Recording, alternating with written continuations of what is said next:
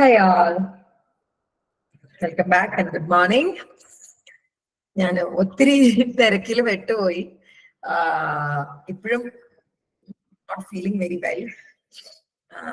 ഇന്നലെ ഒട്ടും ഉറങ്ങിയിട്ടൊന്നുമില്ല. My sister was at hospital for delivery and some unexpected chaos.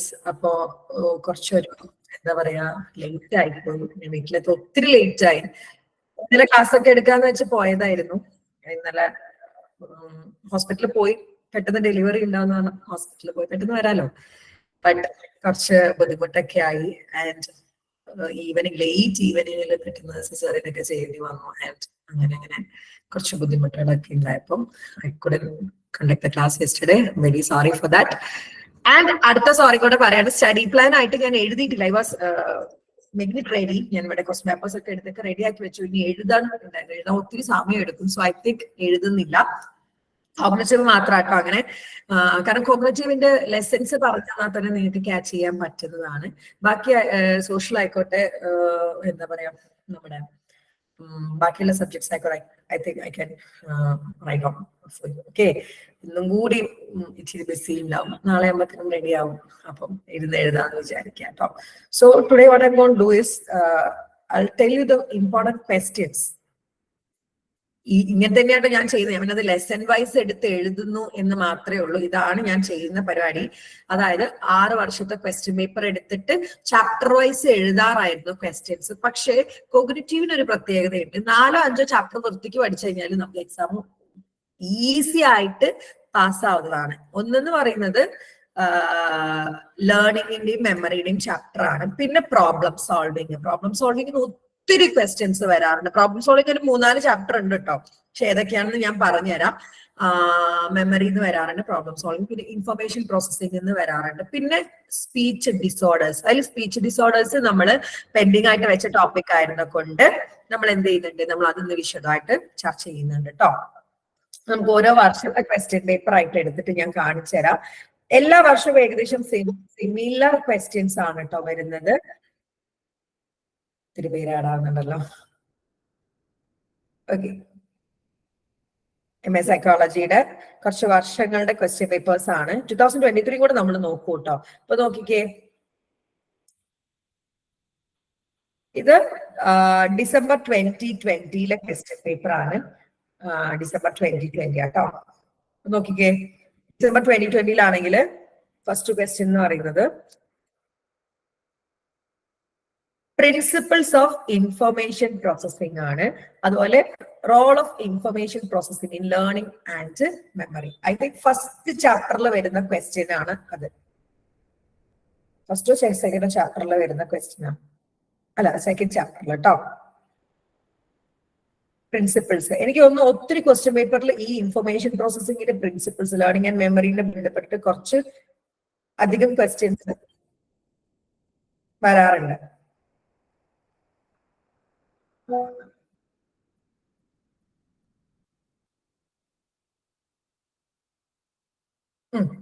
Second chapter ആണ് കേട്ടോ വരുന്നത്. നമുക്ക് ആദ്യം ക്വസ്റ്റ്യൻസ് നോക്കാം, എന്നിട്ട് ബാക്കിയിലേക്ക്. രണ്ടാമത്തെ questions, discuss the investment and confidence theory of creativity. ഞാൻ കറക്റ്റ് പറയാണ് ഏതൊക്കെ ചാപ്റ്റേഴ്സ് ആണ് വരാവുന്നത്. ഒത്തിരി ക്വസ്റ്റ്യൻസ് വരുന്ന ഒന്ന് memory, learning, memory, problem solving, creativity and disorders. ഈ 4 ചാപ്റ്ററിലെ ക്വസ്റ്റ്യൻസ് ആണ് ഏറ്റവും കൂടുതൽ റിപ്പീറ്റഡ് ആയിട്ട് വന്നിട്ടുള്ളത് കേട്ടോ. ഇനി നോക്കിക്കേ, give a comparative account of general factor theories of general factor theories and multi-factor theories of intelligence. ഇന്റലിജൻസിന്റെ ചാപ്റ്റർ എന്നാണെങ്കിൽ ഇന്റലിജൻസിന്റെ തിയറീസ് ഒത്തിരി വരാറുണ്ട് ഒക്കെ പറയാം കേട്ടോ. പിന്നെ നോക്കിക്കേ, discuss the strategies and technique four problem solving. ഇത് എന്തായാലും നോക്കി വെച്ചോ, ബ്രീഫായിട്ട് ഞാൻ പറഞ്ഞുതരാം. ടെക്നിക്സും സ്ട്രാറ്റജിയും ഒത്തിരി വട്ടം എന്തിന് വന്നിട്ടുണ്ട്, ക്വസ്റ്റ്യൻ പേപ്പറിൽ വന്നിട്ടുണ്ട്. ഇനി explain the level of processing model by Craik and Lockhart. ക്രെയ്ക്കിന്റെയും ലോക്ക്ഹാർട്ടിന്റെയും ഇൻഫർമേഷൻ പ്രോസസ്സിംഗിന്റെ മെമ്മറി പ്രോസസ്സിംഗിന്റെ ലെവൽ ഓഫ് പ്രോസസ്സിംഗ് ഉണ്ട്. അതും ഒത്തിരി പേപ്പറിൽ വന്നിട്ടുണ്ട്. Key issues in the study of cognitive psychology പഠിക്കുമ്പോഴുള്ള കീ ഇഷ്യൂസ്. പിന്നെ ഇതാക്കണോ, cultural blocks of problem solving. Again ഇത് പ്രോബ്ലം സോൾവിംഗിലെ ക്വസ്റ്റ്യൻ ആണ്. Naval's approach to problem solving, speech and sound disorders, പിന്നെ hippocampus, concept of IQ, instrument. ഇനി രണ്ടാമത്തെ question paper June 2020 നമുക്ക് റിപ്പീറ്റഡ് ക്വസ്റ്റ്യൻ കാണാൻ വേണ്ടിട്ടോ. Explains the model of primary and secondary memory. Again ഇതും മെമ്മറിയിൽ ഏതെങ്കിലും ഒക്കെ ആയിട്ട് എന്തായാലും വരാറുണ്ട്. Domains of cognitive psychology. ഈ ക്വസ്റ്റ്യൻ ഞാൻ പറഞ്ഞു തുടങ്ങാണ്. ഫസ്റ്റ് ചാപ്റ്ററിലെ ക്വസ്റ്റ്യൻ ആണ്. അഗെയിൻ ഇതും ഒത്തിരി ക്വസ്റ്റ്യൻ പേപ്പറിൽ വന്ന് കണ്ടിട്ടുള്ള ഒരു ക്വസ്റ്റ്യൻ ആട്ടോ. അപ്പം ഡൊമൈൻസ് ഓഫ് കോഗ്നിറ്റീവ് സൈക്കോളജി നോക്കിക്കേ, 10 മാർക്കിനാണ് ചോദിച്ചിട്ടുള്ളത്.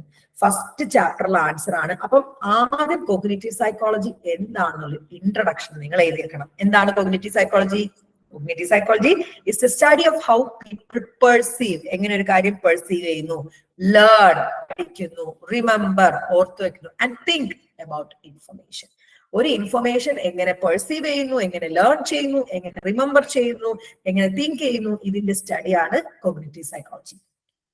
Cognitive psychology is my study how people perceive various shape. Cognitive psychologist പഠിക്കുന്ന കാര്യങ്ങളാണ് എങ്ങനെ ഒരാൾ various shape perceive ചെയ്യും, why they remember some fact but forget others. ചിലത് അവർ ഓർത്ത് വെക്കുന്നുണ്ട്, ചിലത് മനുഷ്യന്മാർ മറന്നു പോകുന്നുണ്ട്. How they learn language. ഇതൊക്കെയാണ് കോഗ്നിറ്റീവ് സൈക്കോളജിസ്റ്റ് പഠിക്കുക. അപ്പം ഈ രണ്ട് ഇൻട്രൊഡക്ഷൻ എഴുതിയ ശേഷം ഡൊമൈൻസ് ഓഫ് കോഗ്നിറ്റീവ് സൈക്കോളജി എഴുതി വെക്കുക. അതായത് കോഗ്നിറ്റീവ് സൈക്കോളജിക്ക് വിവിധ ഡൊമൈൻസ് ഉണ്ട്. കോഗ്നിറ്റീവ് ന്യൂറോ സയൻസ് വരുന്നുണ്ട്, പെർസെപ്ഷൻ വരുന്നുണ്ട്, പാറ്റേൺ റെക്കഗ്നിഷൻ വരുന്നുണ്ട്, അറ്റൻഷൻ കോഗ്നിറ്റീവ് സൈക്കോളജിയിൽ വരുന്ന consciousness, memory, representation of knowledge, imagery, language, developmental psychology, thinking and concept formation, human and artificial intelligence. ഇങ്ങനെ 11 ഡൊമൈൻസ് ആണ്. അപ്പൊ ആദ്യം 2 ഇൻട്രൊഡക്ഷൻ എഴുതി വെക്കുക. 11 ഡൊമൈൻസ് ആണ് വരുന്നത്. ഈ 11 ഡൊമൈൻസും എഴുതി വെക്കാൻ ശ്രദ്ധിക്കാം. ഓക്കെ, ഓക്കെ ആണോ? പറഞ്ഞേ ഓക്കെ ആണോ എന്ന്. നോക്കിയേ, discuss the stages and factors affecting problem solving. ഞാൻ പറഞ്ഞ പ്രോബ്ലം സോൾവിംഗ് ഒത്തിരി ക്വസ്റ്റ്യൻസ് ഉണ്ട്. അതുപോലെ creativity. Explain the aspect of the theory of creativity. ഇനി discuss the Sternberg's information processing approach. Describe the stages of creativity and its measurement. Measure ചെയ്യാൻ ഉദ്ദേശിച്ചത് ഏതൊക്കെ test ഉപയോഗിച്ചിട്ടാണ് ക്രിയേറ്റിവിറ്റി മെഷർ ചെയ്യാന്നാണ് കേട്ടോ. Describe Spearman's two-factor theory of intelligence. സ്റ്റേൺബർഗിന്റെ information പ്രോസസിംഗും സ്പിയർമാന്റെ two-factor theory of intelligence 6 മാർക്കിന് എപ്പോഴും ചോദിച്ചു കാണാറുണ്ട്. Explain aphasia as language disorder discuss ചെയ്യാം കേട്ടോ. Explain the importance of cultural block in problem solving. Cultural block 2 question പേപ്പറിലായിട്ടോ, പ്രോബ്ലം സോൾവിംഗും കൾച്ചറൽ ബ്ലോക്കും. പിന്നെ ഡിസ്റ്റാർജിയ, അൽസിമേഴ്സ് ഡിസീസസ്, ഇന്റൻസ് തിയറി, ഇതൊക്കെ 3 മാർക്സിന് വരുന്ന ക്വസ്റ്റ്യൻ ആണ്. ഏതെങ്കിലും 2 എഴുതിയാൽ മതി.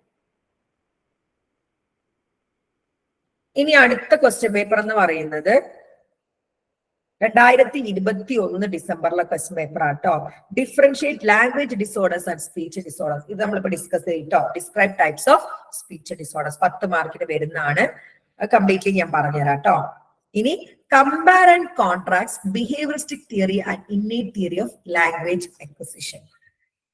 ലാംഗ്വേജ് അക്വിസിഷന്റെ തിയറി ആണ്. Explain the relationship between creativity and problem solving. കേട്ടോ, പ്രോബ്ലം സോൾവിംഗ്, ക്രിയേറ്റിവിറ്റി, ഇത് രണ്ടും ഒരു 3-4 ചാപ്റ്റർ ആയിട്ടാണ്. പക്ഷെ ഈ ക്രിയേറ്റിവിറ്റി അല്ലെങ്കിൽ പ്രോബ്ലം സോൾവിംഗ് ഒത്തിരി ക്വസ്റ്റ്യൻസ് എക്സ്പെക്റ്റഡ് ആണ്. ഒരു ഇമ്പോർട്ടന്റ് ഒരു ഏരിയ ആയിട്ട് വെക്കേണ്ടത് കേട്ടോ. Describe stages involve in creative discoveries. 4 stages ആണ് വരുന്നത്. ഫസ്റ്റ് സ്റ്റേജ് എനിക്ക് ഓർമ്മയില്ല. Incubation, illumination and verification. അങ്ങനെ 4 സ്റ്റേജസ് നമുക്ക് നോക്കാം. ഇനി Gardner's theory of multiple intelligence and its implication. Intelligence തിയറിയിൽ വരാൻ സാധ്യതയുള്ള 2 ക്വസ്റ്റ്യൻസ് ഒന്നെങ്കിൽ നമ്മുടെ പിന്നെ സ്പിയർമാന്റെ two-factor തിയറി, അല്ലെങ്കിൽ ഗാർഡ്നറിന്റെ മൾട്ടിപ്പിൾ ഇന്റലിജൻസ്. 8 ഇന്റലിജൻസ് ഗാർഡ്നർ പറയുന്നുണ്ട്. ഇനി differentiate between sensory memory, short term memory and long term memory. Again ഒരു ഇമ്പോർട്ടന്റ് ക്വസ്റ്റ്യൻ ആണ്. ഒന്നെങ്കിൽ ആറ്റ്കിൻസൺ ആൻഡ് ഷ്രിഫിൻ മോഡൽ എന്ന് പറഞ്ഞിട്ട് തന്നെ ചോദിക്കും. ആറ്റ്കിൻസൺ ആൻഡ് ഷ്രിഫിൻ മോഡൽ, അതിലും സെൻസറി ഷോർട്ട് ടേമും ലോങ് ടേം ആണ്. അല്ലെങ്കിൽ ഇങ്ങനെയായിട്ടും ചോദിക്കാം. Okay, explain key issues in cognitive psychology. Repeated question ആണ്. With implication of understanding human behaviour. അതായത് കോഗ്നിറ്റീവ് സൈക്കോളജിയിലെ ഇഷ്യൂസ് ഇനി describe the different type of emotional block effect problem solving. മൂന്നാമത്തെ ക്വസ്റ്റ്യൻ പേപ്പറിലും എന്തുണ്ട്? ബ്ലോക്ക്. ഇത് ഇമോഷണൽ ബ്ലോക്ക് ആണ്, മറ്റേത് കൾച്ചറൽ ബ്ലോക്ക് ആണ് ചോദിച്ചത്. അപ്പൊ ഏതെങ്കിലും ഒരു ബ്ലോക്ക് എന്തായാലും ചോദിക്കും. Naval's approach of problem solving, repeated question. ഇനി differentiate between algorithm and heuristic strategies of problem solving. രണ്ട് സ്ട്രാറ്റജി മാത്രം എടുത്തിട്ട്, ഒന്നെങ്കിൽ മൊത്തം സ്ട്രാറ്റജി ചോദിക്കാം, അല്ലെങ്കിൽ രണ്ട് സ്ട്രാറ്റജി മാത്രം എടുത്തും ചോദിക്കുന്നുണ്ട്. പിന്നെ Thurstone's primary mental abilities, Spearman's 2-factor theory. കണ്ടോ, സ്പിയർമാൻ എന്തായാലും 2 മാർക്കിനും 6 മാർക്കിനും ഒക്കെ ചോദിക്കാം. Surface structure and deep structure in sentences. ഇനി മൂന്നാമത്തെ ക്വസ്റ്റ്യൻ പേപ്പർ ആണ്, ജൂൺ 2021 കണ്ടോ. Provide a comparative analysis of model of memory given by Atkinson and Sherin and Norman.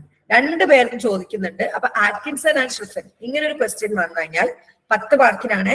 Comparative analysis of model of memory given by Atkinson and Shiffrin and Norman. അപ്പം memory എന്താണെന്ന് എഴുതിയിട്ട് 5 മാർക്കിന് Atkinson and ഷ്രിഫനും എഴുതാം, നോർമാന് 5 മാർക്കിനും എഴുതാം. ഇങ്ങനെയാട്ടോ വേണ്ടത്.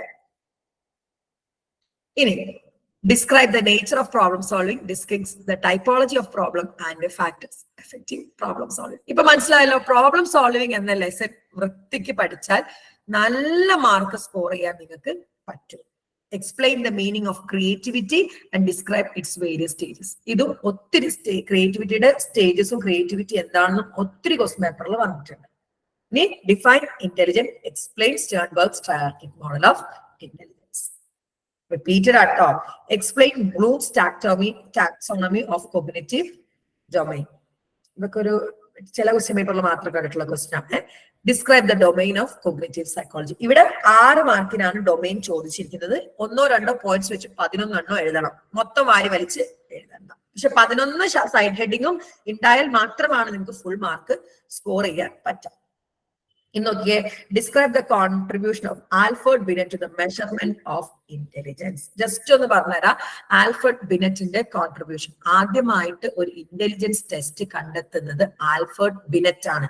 French government അദ്ദേഹത്തോട് പറയുകയാണ്, ഒന്ന് ഞങ്ങളുടെ കുട്ടികൾക്ക് ഒരു ടെസ്റ്റ് ഡെവലപ്പ് ചെയ്തു തരോ, സ്പെഷ്യൽ നീഡുള്ള കുട്ടികളെ കണ്ടെത്തി അവർക്ക് സ്പെഷ്യൽ കെയർ കൊടുക്കാൻ വേണ്ടിയിട്ടാണ് ഫ്രഞ്ച് ഗവൺമെന്റ് ആവശ്യപ്പെട്ട പ്രകാരം ആൽഫ്രഡ് ബിനറ്റ് അദ്ദേഹത്തിന്റെ കൊളീഗ് ആയിട്ടുള്ള തിയോഡോർ സൈമണിനെയും കൂടെ കൂട്ടിച്ചേർന്നിട്ട് ബിനറ്റ് സൈമൺ എന്ന് പറഞ്ഞിട്ട് സ്കെയിൽ ഉണ്ടാക്കാണ്.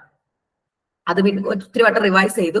ലൂയിസ് ടെർമാൻ ഈ Alfred Binet scale Binet Simon scale എന്ത് ചെയ്തു, അമേരിക്കയിൽ കൊണ്ടുപോയിട്ട് റിവൈസ് ചെയ്ത് ഇന്നും യൂസ് ചെയ്യുന്ന തരത്തിലുള്ള ഇന്റലിജൻസ് സ്കെയിലാണ്. അതായത് ആദ്യമായിട്ട് ഒരു പ്രൊഫഷണൽ ഇന്റലിജൻസ് സ്കെയിൽ ഉണ്ടാക്കിയത് ആരാണ്? ആൽഫ്രഡ് ബിനറ്റ് ആണ്. ഫാദർ ഓഫ് ഇന്റലിജൻസ് ടെസ്റ്റ് എന്ന് അദ്ദേഹം അറിയപ്പെടുന്നു. ഓക്കെ ആണോ? ഓക്കെ ആണോ പറഞ്ഞേ? ഇനി അടുത്താണ് explain logical, mathematical and bodily kinesthetic intelligence of Gardner's theory. Gardner's തിയറിയിൽ 8 ഇന്റലിജൻസിനെ പറ്റി പറയുന്നുണ്ട്. 8 ഇന്റലിജൻസ് 2 എണ്ണമാണ്. ഒന്ന് ലോജിക്കൽ മാത്തമാറ്റിക്കലും ബോഡിലി കൈനസ്തെറ്റിക് ആണ്. പല 8 ഇന്റലിജൻസ് ഉണ്ട്. ഏതെങ്കിലും ഒരെണ്ണം ആയിരിക്കും ഒരാൾക്ക് കൂടി നിൽക്കാന്ന്. ഈ ബോഡിലി കൈനസ്തെറ്റിക് ഇന്റലിജൻസ് ഒക്കെ ഡാൻസേഴ്സിനൊക്കെയാണ് ഏറ്റവും കൂടുതൽ ഉണ്ടാവുക. ലോജിക്കൽ, മാത്തമാറ്റിക്കൽ, അങ്ങനെ മാത്സുമായിട്ട് ലോജിക്കൽ റീസണിങ്ങിന്റെ ഇന്റലിജൻസ് ജസ്റ്റ് ബ്രീഫ് ആയിട്ട് ഞാൻ പറഞ്ഞുതരാം കേട്ടോ. നോക്കിക്കേ, വീണ്ടും വരാണ്. Elaborate on intellectual blocks to problem solve. Cultural block, emotional block, intellectual blocks എല്ലാം പഠിച്ചോളൂ. ഏതെങ്കിലും ഒരെണ്ണം വരാൻ ചാൻസ് കൂടുതലാണ്. പിന്നെ സെൻസറി മെമ്മറി, കൾച്ചർ ഫ്രീ ടെസ്റ്റുകൾ.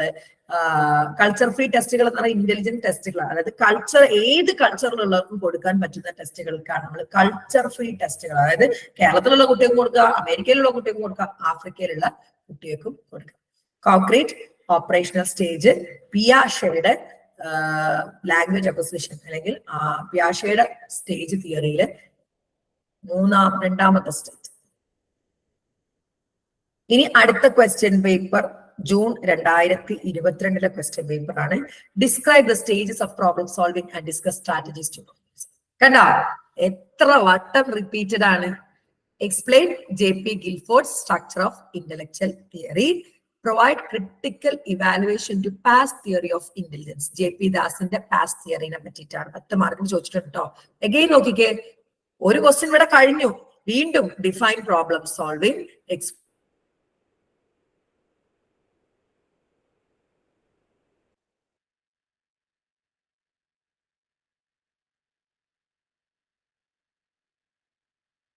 റിസർച്ച് മെത്തേഡ്സ് നോക്കിക്കേ, ചോദിച്ചിട്ടുള്ളത് 6 മാർക്കിനാണ്. സോ കോഗ്നിറ്റീവ് സൈക്കോളജി എന്താന്ന് ആദ്യം ഒന്ന് എഴുതാം, എന്നിട്ട് research മെത്തേഡുകൾ. Cognitive psychologists use various methods to explore how humans think. ഏതൊക്കെയാണ്? Experiments on human behaviour, psychological research വരുന്നുണ്ട്. മൂന്നാമത്തത് self report case studies and naturalistic observation വരുന്നുണ്ട്. നാലാമത്തത് computer stimulation and artificial intelligence വരുന്നുണ്ട്. ഈ 4 എണ്ണാണ്.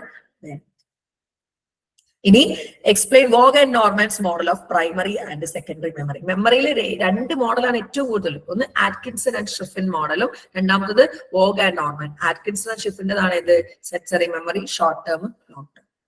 ഇനി explain the function of language, explain aphasia and its type. ഇതൊരു ലാംഗ്വേജ് ഡിസോർഡർ ആണ് കേട്ടോ. ഇനി discuss Jean Piaget's cognitive theory of language acquisition. ഇത് വേണമെങ്കിൽ ഞാൻ വീഡിയോ ഇട്ടുതരാട്ടോ. എൻ്റെ അടുത്ത് യുജിക്കാർക്ക് എടുത്ത് കൊടുത്തൊരു വീഡിയോ.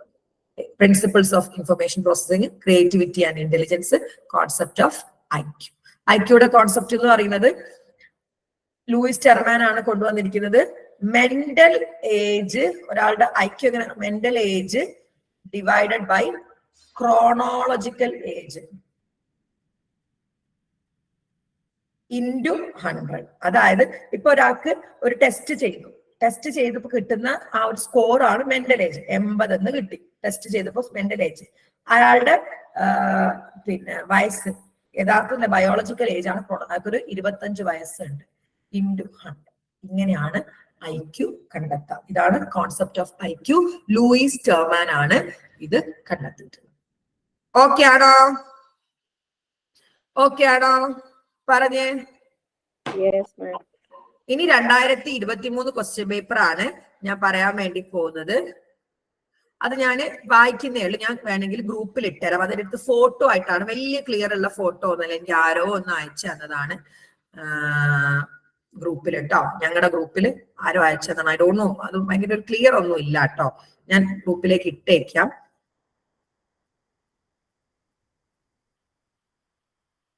ലൈഫ് സ്പാൻ റിസർച്ച്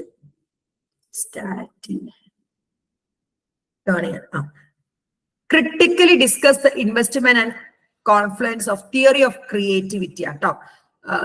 ക്രിയേറ്റിവിറ്റിയിലെ തിയറിയാണ്. Describe various speech disorders. നമ്മൾക്ക് benefit of multilingualism. Multilingualism എന്ന് പറഞ്ഞാൽ ഒന്നിലധികം ലാംഗ്വേജ് സംസാരിക്കുന്നതിനാണ് കേട്ടോ. Yes. Describe the characteristics of difficult problems. Discuss the model of method of effective problem solving. Ini explain the cellular base of learning and memory. Explain sensory memory, short-term memory and long-term memory. Veendum vandirikkyana. Discuss the factors affecting problem solving. Factors onnudi vandirikkyana. Critically discuss the theory of innateness by Noam Chomsky. Adu nammada language il varuna ട്ടോ. Explain the cultural blocks to problem solving. വീണ്ടും ഇനി 3 മാർക്കിന് procedural and declarative memory, typologies of problem, existential intelligence. ഇത്രയുമാണ് എന്തില് വന്നിരിക്കുന്നത് 3 മാർക്കിൽ. മനസ്സിലായല്ലോ എന്തോരം റിപ്പീറ്റഡ് ക്വസ്റ്റ്യൻ ഉണ്ട് എന്നുള്ളത്? പറഞ്ഞേ. ഞാൻ ഇങ്ങനെ എടുത്തിട്ട് പോവുകയാണ്. ഇമ്പോർട്ടന്റ് ആയിട്ടുള്ള കാര്യങ്ങൾ മാത്രം. അപ്പൊ ഞാൻ ഏകദേശം നമുക്ക് മനസ്സിലായി ക്വസ്റ്റ്യൻസ് റിപ്പീറ്റഡ് ചെയ്ത്. അപ്പൊ 1-2 റിപ്പീറ്റഡ് ക്വസ്റ്റ്യൻസ് ഞാൻ പറഞ്ഞുതരാം. ഫസ്റ്റ് ചാപ്റ്ററിന്റെ ഈ ഡൊമെയിനും അതുപോലെ തന്നെ മെത്തേഡ്സും ഫസ്റ്റ് ചാപ്റ്റർ ആണ്. അത് ഫ്രീ ക്ലാസ് ആണ്. സോ അത് ഞാൻ വിശദമായിട്ടുള്ള വീഡിയോ ഇന്ന് തന്നെ പോസ്റ്റ് ചെയ്ത് തരാം. ഒരു വീഡിയോ കൂടി പോസ്റ്റ് ചെയ്ത് തരാം കേട്ടോ. അത് പ്രോബ്ലം സോൾവിങ്ങിൽ തന്നെ ആയിക്കോട്ടെ. നോക്കാം.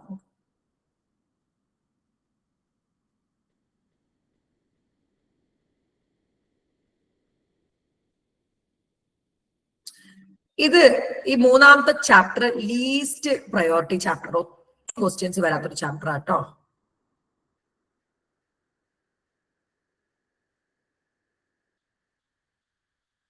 അതിൽ കണ്ടിട്ടുള്ളത് cellular basis of learning and memory മാത്രമാണ് ഒരു കണ്ടിട്ടുള്ള ഒരു question. Models of information processing 4-ാമത്തെ ചാപ്റ്റർ അത്രയും ഇമ്പോർട്ടന്റ് ആണ്. Waugh and Norman's model of primary and secondary വരുന്നുണ്ട്. Atkinson and Shiffrin model, the stage model. Atkinson and Shiffrin പറഞ്ഞിരിക്കുന്നത് നമ്മുടെ മെമ്മറി പ്രോസസ് ചെയ്യുന്നത് 3 മോഡലിലാണെന്നാണ്. അപ്പൊ നമ്മൾ ഒരു വസ്തു പെട്ടെന്ന് കാണുന്നത്, അത് പെട്ടെന്ന് മിന്നി മറന്നു പോകുന്നു, വളരെ കുറച്ച് സമയം നിൽക്കുന്ന, ഒരു ബ്രീഫ് ടൈം നിൽക്കുന്നതാണ് നമ്മുടെ സെൻസറി മെമ്മറി എന്ന് പറയുന്നത്. സെൻസറി മെമ്മറിയിൽ തന്നെ വിഷനും ഹിയറിംഗ് രണ്ട് തരത്തിലാണ്. അതായത് ഐക്കോണിക് വിഷ്വൽ, ഐക്കോണിക്, ഇക്കോയിക് ഏതാ auditor. Traditionally, the most widely used model of information processing is the stage theory model based on the work of Atkinson and Sherin. The stage theory model recognizes 3 types of stage of memory. 3 types of stage. ഒന്നെങ്കിൽ Atkinson and Sherin എടുത്ത് ചോദിക്കാം, അല്ലെങ്കിൽ sensory short term and long term എന്ന് ചോദിക്കാം.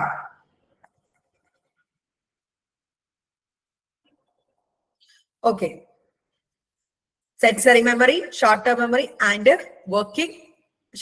Short term മെമ്മറിയുടെ വേറൊരു പേരാട്ടോ working memory, പിന്നെ long term memory. In the Atkinson-Sherin model, the memory starts with the sensory input from environment. But ഇത് ഞാൻ ഇങ്ങനെ കാണിക്കുമ്പോൾ അതെന്താണ് സെൻസറി മെമ്മറി, ജസ്റ്റ് ഒന്ന് പാസ് ചെയ്ത് പോയി. The input is held for a very brief of time ആണ്, several seconds at most, വളരെ സെക്കൻഡ്സ് മാത്രം. In a sensory register associated with the sensory channel, vision, hearing, touch and so forth. Sensory ഓർഗൻസിൽ register ചെയ്യാം, വളരെ കുറച്ച് സമയം മാത്രം, ഇതൊന്നും നമുക്ക് ഓർമ്മയിൽ നിൽക്കത്തൊന്നുമില്ല. This occurs in a very little as half second for visual stimuli and about 4 to 5 seconds for auditory stimuli. കണ്ടോ, സെൻസറി ഓർഗൻസ് അല്ലെങ്കിൽ സെൻസറി സ്റ്റോറേജിൽ നമുക്ക് വിഷ്വൽ 6 സെക്കൻഡ് മാത്രമേ സ്റ്റോർ ചെയ്ത് ഓർത്ത് വെക്കാൻ പറ്റുള്ളൂ. ഓഡിറ്ററി ആണെങ്കിൽ ഒരു 3-4 second. Information that is attended and to recognize in the sensory register may pass on the second stage of information processing, that is short term memory. ഈ sensory തന്നെ നമ്മൾ അറ്റൻഷൻ കൊടുക്കുകയാണെങ്കിൽ അത് ഷോർട്ട് ടേമിലേക്ക് പോകും. ഷോർട്ട് ടേമിൽ കുറച്ചുകൂടെ ടൈം നിൽക്കും, 20 to 30 second വരെ. ഷോർട്ട് ടേമിന് വർക്കിംഗ് മെമ്മറി എന്നും പറയും. There it is held for perhaps 20 to 30 seconds. This stage is often viewed as active or conscious memory because it is the part of memory that is being actively processed while information is being taken. Information taken active ആയിട്ടിരിക്കുന്നത് നമ്മുടെ, ഞാനിപ്പോ നിങ്ങൾക്ക് സംസാരിച്ചുകൊണ്ടിരിക്കുന്നതൊക്കെ നിങ്ങളുടെ short ടേമിലേക്കാണ് അല്ലെങ്കിൽ working മെമ്മറിയിലേക്കാണ്. 20 മുതൽ 30 second വരെ hold ചെയ്യാൻ പറ്റും. അതുപോലെ മാജിക് നമ്പർ എന്നറിയപ്പെടുന്ന 5 ± 2 ഐറ്റംസ് ആണ് നമുക്ക് വർക്കിംഗ് മെമ്മറി. അതായത് 5 ഒന്നെങ്കിൽ 5 കൂട്ടണം 2 7 അല്ലെ, സോറി 5 അല്ല കേട്ടോ, 7 ആണ്. 7 ± 2 ആണ് കേട്ടോ, തെറ്റിപ്പോയതാണ്. 7 ± 2 ആണ്. ഒന്നെങ്കിൽ 5 അല്ലെങ്കിൽ 9 ഐറ്റംസ് ആണ് നമുക്ക് ഷോർട്ട് ടേം മെമ്മറിയിൽ ഹോൾഡ് ചെയ്യാൻ പറ്റും. ഇനി മൂന്നാമത് ലോങ് ടേം ആണ്. ഇവിടെ എന്താണ്, പെർമനന്റ്ലി ആണ്, അല്ലെങ്കിൽ വളരെ കാലത്തേക്ക് ഇൻഫർമേഷൻ സ്റ്റോറേജ് ചെയ്യാൻ പറ്റാണ്. അപ്പം സെൻസറി മെമ്മറിന് അറ്റൻഷൻ കൊടുത്ത ഷോർട്ട് ടേമിലേക്ക് പോകും. ഷോർട്ട് ടേമിലുള്ള കാര്യം നമ്മൾ ഇലാബറേറ്റീവ് റിഹേഴ്സൽ ചെയ്യാണ്. ഒരു പെൺകുട്ടിയെ നമ്മൾ പെട്ടെന്ന് കാണുകയാണ്, അപ്പൊ സെൻസറി മെമ്മറിയിലാണ്. അവളൊന്ന് അറ്റൻഷൻ കൊടുക്കും, എന്താണ് ഷോർട്ട് ടേമിൽ നിൽക്കും. അവളെ മുടി, അവളെ കണ്ണ്, അവളെല്ലാം നോക്കുകയാണെങ്കിൽ അത് ലോങ് ടേം മെമ്മറിയിലേക്ക് പോകും. ലോങ് ടേം മെമ്മറിയിലുള്ളത് എന്താണ്, rehearse may be past long term memory, that is information is not processed is lost. അതായത് പ്രോസസ് ചെയ്തില്ലെങ്കിൽ ലോസ്റ്റ് ചെയ്തത്, പ്രോസസ് ചെയ്യുന്നത് അവിടെ ലോങ് ടേമിലേക്ക് പോകും. When items of information are placed in long term memory, they are organized into categories where they may reside for days, months, years or for lifetime. നമ്മൾ categorise ചെയ്ത് ഇവിടെ വെക്കുകയാണെങ്കിൽ നല്ല മുടിയുള്ള, വിടർന്ന കണ്ണുള്ള, ഇന്ന ധാവണിയൊക്കെ കൊടുത്ത് എന്നൊക്കെ പറഞ്ഞ് അങ്ങനെ വെക്കുകയാണെങ്കിൽ അത് ലൈഫ് ടൈമും ഡേയ്സോ മന്ത്സോ ഇയേഴ്സോ നമുക്ക് ഓർമ്മയുണ്ടാവും. When you remember something, a representation of an item is withdrawn or received from long-term memory. നിങ്ങൾ ഓർത്തെടുക്കുന്ന എല്ലാം ലോങ് ടേം മെമ്മറിയിലാണ് കിടക്കുന്നത്. ഓക്കെ, ഈ ലോങ് ടേം മെമ്മറിയിൽ 2 ഓർഗനൈസേഷൻ വരുന്നുണ്ട്, എപ്പിസോഡിക് മെമ്മറിയും semantic memory. Episodic memories are those which give a subject a sense of remembering actual situation or event. Episodic memory may store in the centered on personal experience and specific events. എന്റെ കല്യാണം നടന്ന ദിവസം, ഞാൻ ആദ്യമായിട്ട് സ്കൂളിൽ പോയ ദിവസം, എന്റെ ആദ്യത്തെ ടീച്ചർ ദിവസം, ഞാൻ സ്ഥാപനം തുടങ്ങിയ ദിവസം, ഇതൊക്കെ എന്റെ എപ്പിസോഡിക് മെമ്മറി. സെമാന്റിക് മെമ്മറി എന്ന് പറഞ്ഞാൽ ഫാക്ച്വൽ മെമ്മറിയാണ്. അതായത് കേരളത്തിന്റെ മുഖ്യമന്ത്രി ആരാണ്, ഇന്ത്യയുടെ പ്രധാനമന്ത്രി ആരാണ്, ഇന്ത്യയുടെ തലസ്ഥാനം ഏതാണ്, ഇതൊക്കെ ഫാക്ട്സ് ആണ്. ഈ ഫാക്ട്സ് ആണ് എന്തിൽ വരുന്നത്, സെമാന്റിക് മെമ്മറിയിൽ. എപ്പിസോഡിക് ആൻഡ് സെമാന്റിക് ഉണ്ട്. ഇത് കൂടാതെ പ്രൊസീജറൽ മെമ്മറിയും കൂടെ ഉണ്ട്. പ്രൊസീജറൽ മെമ്മറിയിൽ വരുന്നത് എന്താന്ന് വെച്ച് കഴിഞ്ഞാൽ പ്രൊസീജർ ചെയ്യാനുള്ള മെമ്മറി, കാർ ഓടിക്കാനുള്ള മെമ്മറി, തുന്നാനുള്ള മെമ്മറി, കുക്ക് ചെയ്യാൻ, ഇതൊക്കെ പ്രൊസീജറലാണ്. അപ്പൊ ലോങ് ടേമില് എപ്പിസോഡിക് ഉണ്ട്, സെമാന്റിക് ഉണ്ട്, പ്രൊസീജറൽ. ഓക്കെ ആണോ? പ്രൊസീജറൽ മെമ്മറിനെ ഡിക്ലറേറ്റീവ് എന്നും പറയും കേട്ടോ. ഓക്കെ ആണോ? സ്കിൻസെൻഷിപ്പില് സെൻസറി, ഷോർട്ട്, ലോങ്. ലോങ്ങിൽ എന്താണ്? ഡിക്ലറേറ്റീവും പ്രൊസീജറൽ. ഓക്കെ ആണോ?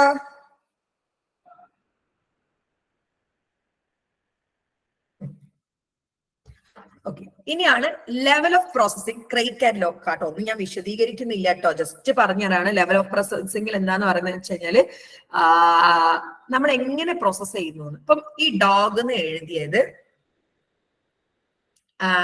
നമ്മള് ഒരു ചിത്രം പോലെ വായിക്കുന്ന പോലെ ഇല്ല, ഇതൊരു ചിത്രമായിട്ട് കാണുകയാണെങ്കിൽ അത് ഫസ്റ്റ് പ്രോസസ്സിംഗ് ആണ്. അതായത്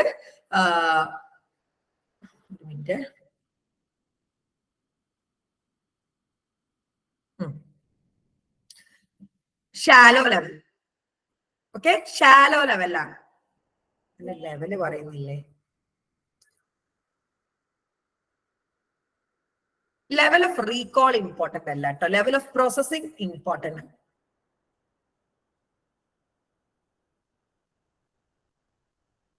ഷാലോ സെൻസറി അനാലിസിസ് ആണ്. പിന്നെ ഡീപ്പർ ആണ്, മോർ കോംപ്ലക്സ് ആൻഡ് അബ്സ്ട്രാക്ട്. അതായത് ഇതിപ്പം ഡോഗ് ഒരു ചിത്രം പോലെ കാണുകയാണെങ്കിൽ അത് ഷാലോ സെൻസറി അനാലിസിസ് ആണ്. വെറുതെ ചിത്രം പോലെ വായിക്കുന്ന പോലും ഇല്ല. ഇനി ഡോഗ് ഇങ്ങനെ ഒരു വായിക്കുന്ന പോലെ ആവാണ്, അത് DOG, ഡോഗ്. അത് പ്രോസസിംഗ് ഡീപ്പർ ആണ്. ഇനി 4 കാലുള്ള, വാലുള്ള, ബൗ ഒന്ന് കുരയ്ക്കുന്ന, വീട് കാക്കുന്ന ഡൊമാസ്റ്റിക് ആനിമൽ, ഇത് more complex abstract and semantic analysis. നമ്മൾ ഒരു വസ്തു കിട്ടിയാൽ 3 രീതിയിലാണ്. വെറുതെ ചിത്രം പോലെ ഇപ്പൊ ടീച്ചർ ക്ലാസ് എടുക്കുമ്പോൾ എവിടെയോ നോക്കിയിരിക്കുകയാണെങ്കിൽ നമ്മള് ഷാലോ സെൻസറി അനാലിസിസ് ആയിരിക്കും. വെറുതെ പറയുന്നത് കേൾക്കുന്നുണ്ട്, പക്ഷെ ഒന്നും ഉള്ളിലേക്ക് എടുക്കുന്നില്ലെങ്കിൽ അത് പ്രൊസീഡിങ് ടു ഡീപ്പർ ആണ്. നേരെ മറിച്ച് പറയുന്ന കേൾക്കുന്നതൊക്കെ ഗ്രഹിക്കുന്നുണ്ട്, നമ്മളത് നമ്മുടെ നാട്ടിലെ രീതിയിൽ സ്റ്റോർ ചെയ്ത് വെക്കുന്നുണ്ടെങ്കിൽ more complex abstract and semantic analysis. Okay ആണോ? പറഞ്ഞേ.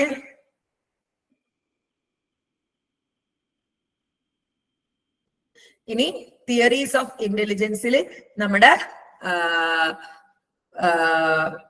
വളരെ ഇമ്പോർട്ടന്റ് ആയിട്ടുള്ള സ്പിയർമാൻസ് 2 ഫാക്ടർ തിയറി. സ്പിയർമാൻ പറഞ്ഞിരിക്കുന്നത് നമുക്ക് ജനറൽ അബിലിറ്റിയും സ്പെസിഫിക് അബിലിറ്റിയും ഉണ്ടെന്നാണ്. എല്ലാവരും പ്രോസസ് ചെയ്യുന്നത് ജനറൽ അബിലിറ്റിയും നമുക്ക് മാത്രമുള്ളതിന്റെ സ്പെസിഫിക് അബിലിറ്റി എന്നാണ് അദ്ദേഹം പറഞ്ഞിരിക്കുന്നത്. സ്പിയർമാൻ ആട്ടോ. He was concerned to test the theory that obtained interconnection between various tests of intelligence were due entirely a general intelligence, G factor. In addition to that, he also recognized specific factor, S factor, which were specific to particular test. Spearman elaborated that revised his work, The Abilities of Man. അദ്ദേഹം abilities of മാൻ എന്നുള്ള ബുക്കിലാണ്. അതായത് നമുക്ക് എല്ലാവർക്കും ഒത്തിരി കഴിവുണ്ടല്ലോ, എഴുതാ, വായിക്കാൻ, നടക്കൊക്കെ അല്ലെ. പക്ഷെ എനിക്ക് മാത്രമുള്ള കഴിവാണ് എന്ത് അല്ല, എന്റെ സ്പെസിഫിക് എബിലിറ്റി ആണ് ടീച്ചിങ് എന്ന് പറയും. ഇങ്ങനെ 2 തരത്തിലുള്ള ഒരു ഇന്റലിജൻസ് ആണ് ഒരാൾക്ക് ഉള്ളത് എന്നാണ് ആര് പറഞ്ഞിരിക്കുന്നത്? നമ്മുടെ സ്പിയർമാൻ പറഞ്ഞിരിക്കുന്നത്. നോക്കിക്കേ, general cognition G factor, task specific cognition S factor. Okay ആണോ? സ്പിയർമാൻ എപ്പോഴും ചോദിക്കാറുണ്ട് കേട്ടോ.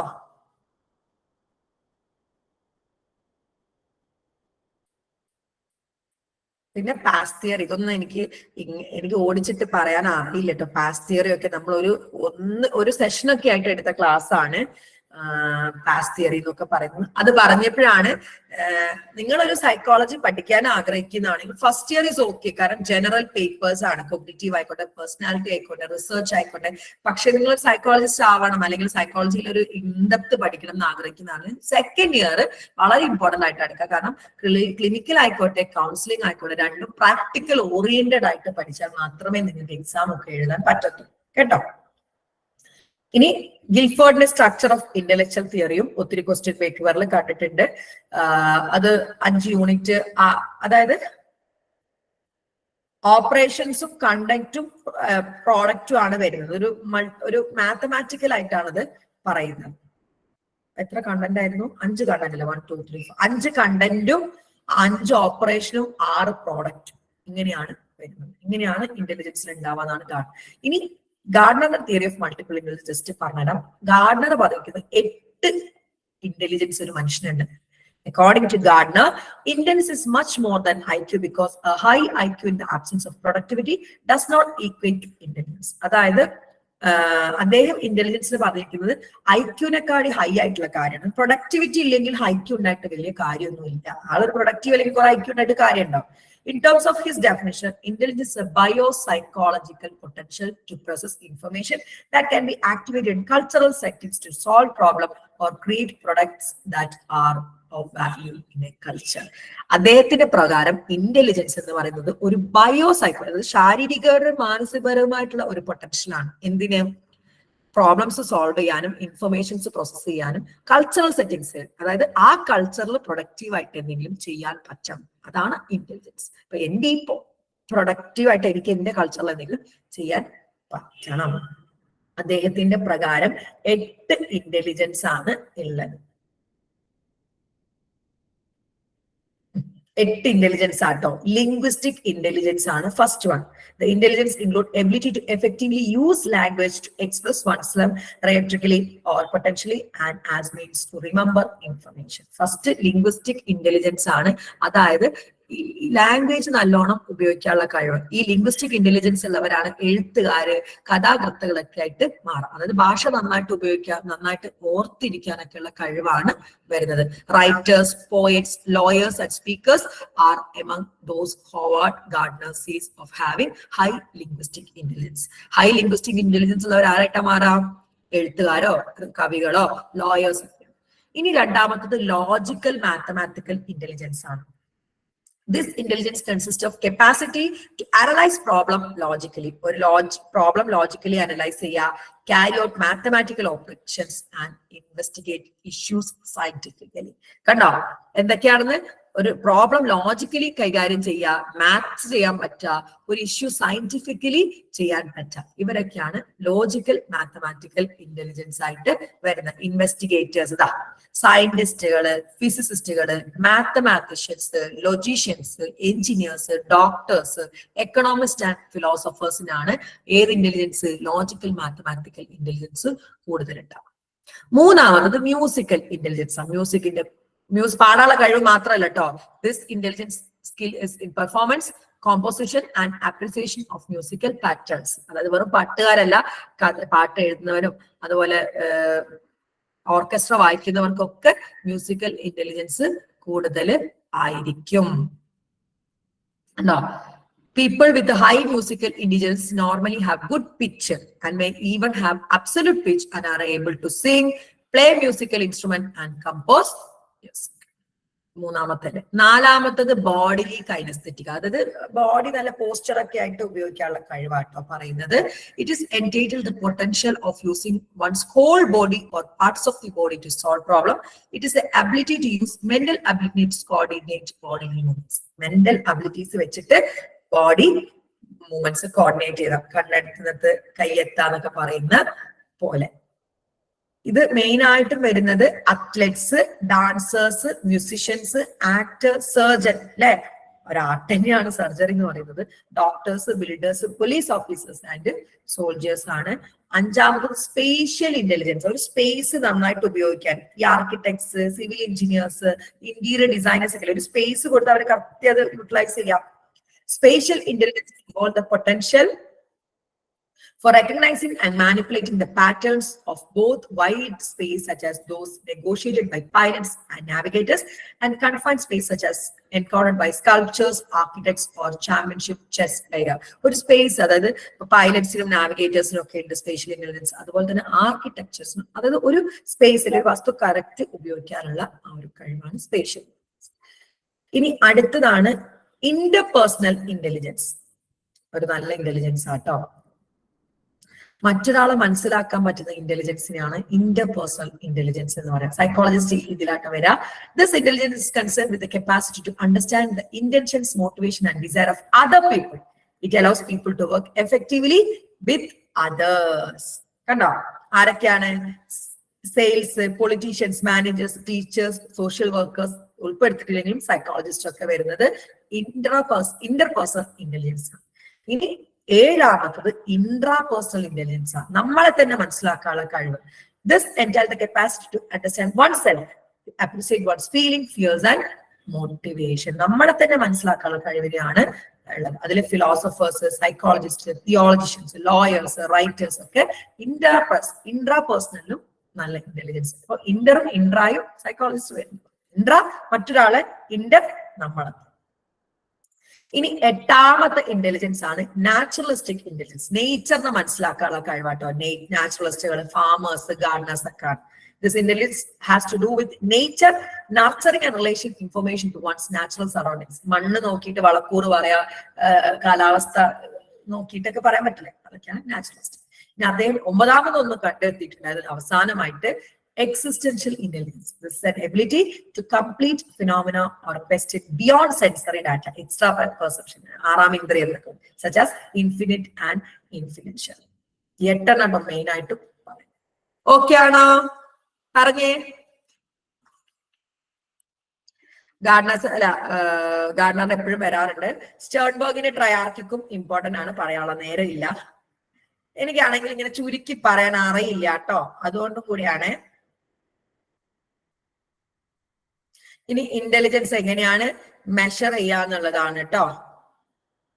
ഒത്തിരി ഉണ്ട്.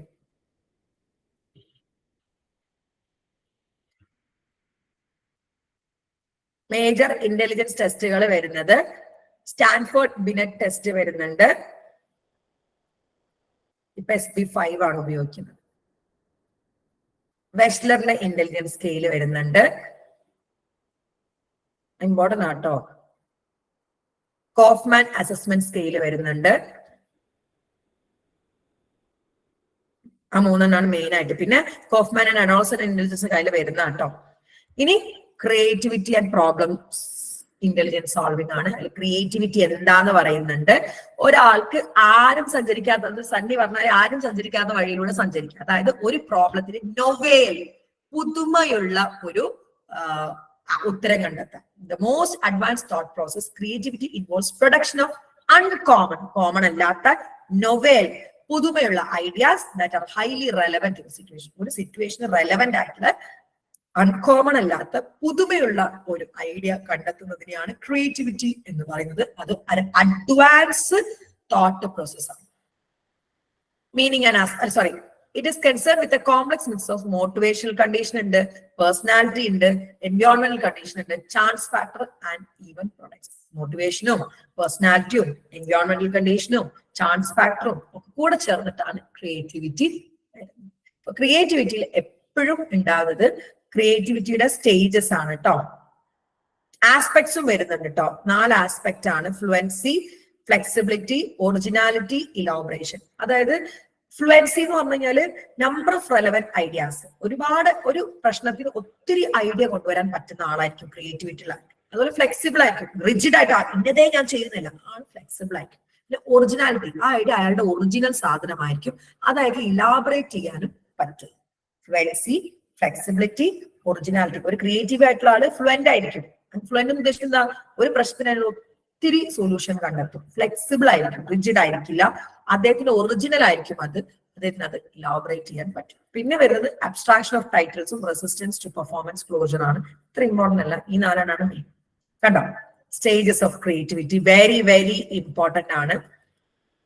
ആദ്യത്തെ സ്റ്റേജ് ഓഫ് പ്രിപ്പറേഷൻ ആണ്. ആളെന്താക്കും, ഇൻഫർമേഷൻസ് ഒക്കെ ഗ്യാദർ ചെയ്ത് ആവശ്യമുള്ള വസ്തുക്കളൊക്കെ വെച്ചിട്ട് ഒരു ട്രയൽ ആൻഡ് എറർ ഒക്കെ നടത്തുന്ന സമയമാണ് ഏത്, ഫസ്റ്റ് സ്റ്റേജ്. അതായത് നിങ്ങൾ തുടങ്ങാൻ പോകുമ്പോൾ എല്ലാം ഇൻഫർമേഷൻസ് ഒക്കെ വെച്ച് ഒന്ന് ചെയ്ത് നോക്കുന്ന സ്റ്റേജ് ആണ് സ്റ്റേജ് ഓഫ് പ്രിപ്പറേഷൻ. എവിടെയെങ്കിലും സ്റ്റക്ക് ആയി പോകുന്ന സ്റ്റേജ് ആണ് stage of incubation. Second stage of solution exists but it is not clear. The subject must not intentionally work on the problem. അയാൾ ഇതിനെ വിട്ട് കളയും, അതായത് കോൺഷ്യസ്ലി വിട്ട് കളയും, പക്ഷെ സബ്കോൺഷ്യസ്ലി ഇങ്ങനെ അദ്ദേഹം ഉത്തരം തേടിക്കൊണ്ടിരിക്കുന്ന ഒരു സ്റ്റേജ് ആണ് ഇൻക്യുബേഷൻ. ഇനി പെട്ടെന്ന് ഒരു ഐഡിയ കിട്ടുന്ന സ്റ്റേജ് ആണ് സ്റ്റേജ് ഓഫ് ഇലിമിനേഷൻ, യുറേക്ക എന്ന് പറയുന്നത്. The third stage, the subject suddenly experience insight into the problem and a new solution. പിന്നെ സ്റ്റേജ് ഓഫ് വെരിഫിക്കേഷൻ ആണ്. ഈ ഇലുമിനേഷനിൽ കിട്ടിയ ആ ഒരു സൊല്യൂഷൻ ഇല്ലേ, വർക്ക്ഔട്ട് ചെയ്യുന്നുണ്ടോ എന്ന് ചെക്ക് ചെയ്യുന്ന സ്റ്റേജ് ആണ് 4ാമത്തത്, വെരിഫിക്കേഷൻ. ഓക്കെ ആണെങ്കിൽ അയാൾ പ്രൊസീഡ് ചെയ്യും, ഓക്കെ അല്ലെങ്കിൽ അയാൾ വീണ്ടും ഇൻക്യുബേഷൻ സ്റ്റേജിലേക്ക് പോകും. Preparation, incubation, illumination and verification. Okay ആണോ?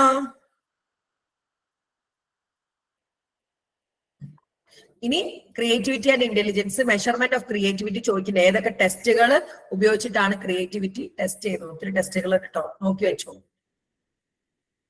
ഇനി പ്രോബ്ലം സോൾവിംഗ് ആണ്. പ്രോബ്ലം സോൾവിംഗുമായിട്ട് ബന്ധപ്പെട്ട typologies. First types of problem solving. അത് well defined and ill defined. എല്ലാ കാര്യങ്ങളും ഡിഫൈൻ ചെയ്തിട്ടുള്ള ഒരു പ്രോബ്ലം. ഇതൊരു വെൽ ഡിഫൈൻഡ് ആണ് അല്ലെ? ചന്ദ്രനിൽ മനുഷ്യൻ ഇറങ്ങിയിട്ടുണ്ടോ, അല്ലെങ്കിൽ ചന്ദ്രനിൽ വെള്ളമുണ്ടോ? അത് ഇൽ ഡിഫൈൻഡ് ആണ് അല്ലെ? വെൽ ഡിഫൈൻഡും ഇൽ ഡിഫൈൻഡും ഉണ്ട്. പിന്നെ problem of arrangement, problem of transformation എന്നൊക്കെ പറഞ്ഞിട്ട് ടൈപ്സ് വരുന്നുണ്ട് കേട്ടോ. വെൽ ഡിഫൈൻഡ്, ഇൽ ഡിഫൈൻഡ് ഉണ്ട്. പ്രോബ്ലം ഓഫ് ട്രാൻസ്ഫോർമേഷൻ ഉണ്ട്. ട്രാൻസ്ഫോർമേഷൻ എയിൽ സിയിലേക്ക് എത്തിക്കുക, അതാണ് problem of transformation. Problem of arrangement ഉണ്ട്, അത് പസിലൊക്കെ പോലെയുള്ള. പിന്നെ സ്റ്റേജസ് ഓഫ് പ്രോബ്ലം സോൾവിംഗ് ഉണ്ട്. പോലിയാന്റെ സ്റ്റേജസ് ആണ് ഏറ്റവും 8 സ്റ്റേജ് അങ്ങനെ വരുന്നത്. 4 സ്റ്റേജ്. പോലിയാന്റെ 4 കേട്ടോ. Stage 1 define and understand and think about problem. ആദ്യം പ്രോബ്ലം എന്താണെന്ന് മനസ്സിലാക്കുക, അണ്ടർസ്റ്റാൻഡ് ചെയ്യുക, തിങ്ക് ചെയ്യുക. രണ്ടാമത് ഡിവൈസ് എ സൊല്യൂഷൻ. നോക്കിക്കേ, 2 + 6 × 8 / 7. ഇത് ഡിഫൈൻ ചെയ്തു, ഇത് മനസ്സിലാക്കി, മാത്സ് ആണെന്ന് ഇതിനെപ്പറ്റി ചിന്തിച്ചു. ഇതാണ് ഫസ്റ്റ് സ്റ്റേജ്. ഇനി സൊല്യൂഷൻ, നമ്മൾ ബോർഡ് മാത്സ് വെച്ചിട്ടാണല്ലേ ഇത് ചെയ്യുക. സൊല്യൂഷൻ അത് ക്യാരി ഔട്ട് എ പ്ലാൻ. ആദ്യം നമ്മൾ ബ്രാക്കറ്റ് ഓഫ് ചെയ്യും, പിന്നെ ഡിവിഷൻ, പിന്നെ മൾട്ടിപ്ലിക്കേഷൻ. പ്ലാൻ ഉണ്ടാക്കുക ആൻഡ് ലുക്കിംഗ് ബാക്ക്. ഇങ്ങനെയാണ് വരുന്നത്. ഇനി ഒരു മെയിൻ ടോപ്പിക് ആണ് സ്ട്രാറ്റജീസ് ഓഫ് പ്രോബ്ലംസ്. എത്ര സ്ട്രാറ്റജിയാണ്? Algorithm, heuristics. മെയിൻ ആയിട്ടും ആൽഗോരിതവും ഹ്യൂറിസ്റ്റിക്കും ആണ് വരുന്നത്. ആൽഗോരിതം എന്ന് പറഞ്ഞാൽ is a strategy that ensures the correct solution to if the well-defined rule of the solution is properly followed. അതായത് ഈ ബോർഡ് മാത്സ് ഫോളോ ചെയ്താൽ എന്തായാലും ഒരു ഉത്തരം കിട്ടൂലേ? കറക്റ്റ് ആയിട്ട് ബ്രാക്കറ്റ് ഓഫ് ചെയ്ത്, ഡിവിഷൻ ചെയ്ത്, മൾട്ടിപ്ലിക്കേഷൻ ചെയ്ത്, അഡീഷൻ ചെയ്ത്, സബ്സ്ട്രാക്ട് ചെയ്താൽ എന്തായാലും ഉത്തരം കിട്ടും. ഇത്തരത്തിലുള്ള ഒരു പ്രോബ്ലം സോൾവ് ചെയ്യുന്ന മെത്തേഡാണ് ആൽഗോരിതം. അതായത് എന്തായാലും കറക്റ്റ് ആയിട്ട് ചെയ്താൽ എന്തായാലും ഉത്തരം, അതാണ് ആൽഗോരിതം. അതിന് 4 എസെൻഷ്യൽ പ്രോപ്പർട്ടീസ് ഒക്കെ ഉണ്ട് കേട്ടോ. രണ്ടാമത്തെ ഹ്യൂറിസ്റ്റിക്സ് ആണ്. അതായത് heuristics are general suggestions or rule of thumb that are useful in solving a variety of problems. Heuristics are powerful and general. They do not ensure a correct solution to problem. No, heuristics correct solution പറഞ്ഞു തരുന്നില്ല. ചെയ്തതിന് correct solution കിട്ടിക്കൊള്ളണമെന്നൊന്നുമില്ല, പക്ഷെ കിട്ടിയേക്കാം. This is why there are so many of them, and if one does not work, another may be tried. 3 heuristics ഉണ്ട്. ഒന്ന് വർക്കായില്ലെങ്കിൽ ഒന്നിലേക്ക് നമുക്ക് പോവാം. അതായത് ആൽഗോരിതം കൃത്യമായിട്ട് ചെയ്താൽ എന്തായാലും ഒരു ഉത്തരം കിട്ടും. ഹ്യൂറിസ്റ്റിക്സ് എന്ന് പറഞ്ഞ റൂൾ ഓഫ് തമ്പ് ആണ്. ചെയ്തു കഴിഞ്ഞാൽ കിട്ടാൻ ഉറപ്പൊന്നുമില്ല. ഒത്തിരി ഹ്യൂറിസ്റ്റിക്സ് ഉണ്ട്. Mean end analysis, working backward, analogy. Okay ആണോ? ഓക്കെ ആണോ? ഇനി അടുത്ത ടോപ്പിക് ആണ് factors affecting problem solving. Nature of the problem ഉണ്ട്. Greater the difference between initial and goal stage. അതായത് പ്രോബ്ലത്തിന്റെ നേച്ചർ അനുസരിച്ച് പ്രോബ്ലം സോൾവ് ചെയ്യാൻ ബുദ്ധിമുട്ടാവാം. അതുപോലെ സ്റ്റാർട്ടിങ്ങും എൻഡും തമ്മിൽ ഒത്തിരി ദൂരമുണ്ട്. അപ്പൊ നിങ്ങൾ ഒന്നും പഠിച്ചിട്ടില്ല കോഗ്നിറ്റീവ് സൈക്കോളജി. ആദ്യത്തെ ചാപ്റ്റർ തുറക്കാണ്, 16 ചാപ്റ്റർ ഉണ്ട്, ഒത്തിരി ദൂരമുണ്ട്. അത് ഇനീഷ്യലും ഗോളും തമ്മിൽ ഒത്തിരി ദൂരമുണ്ട്. അപ്പം അത് ബുദ്ധിമുട്ടാണ്. അതുപോലെ perceiver set is defined as a tendency to perceive and respond to particular stereotype. ഞാൻ ഇന്ന് പഠിച്ച എന്തായാലും തോക്കും എന്ന് വിചാരിക്കുകയാണെങ്കിൽ ആ പ്രോബ്ലം എഫക്റ്റീവ്ലി സോൾവ് ചെയ്യാൻ പറ്റത്തില്ല. ഫങ്ഷണൽ ഫിക്സഡ്നെസ് ഉണ്ട്. ഇത് ഇങ്ങനെ ചെയ്യണം, അതായത് ഞാൻ ഒരു മാസം മുന്നേ പഠിക്കണമായിരുന്നു എന്നാലേ ഞാൻ ജയിക്കാനായത്. ഫങ്ഷണൽ ഫിക്സഡ്നെസ് ആണ്. ഇതും ഒരു ബാരിയറാണ്. അപ്പൊ നോക്കിക്കുക എന്തൊക്കെയാണ് നേച്ചർ ഓഫ് ദി പ്രോബ്ലം, ഗോളും ഇനീഷ്യലും സ്റ്റേജും തമ്മിൽ ഒത്തിരി ഡിഫറൻസ് വരിക, ആളുടെ പെർസെപ്ഷന്, അതുപോലെ ഫങ്ഷണൽ ഫിക്സഡ്നെസ്. ഓക്കെ ആണോ? പറഞ്ഞു.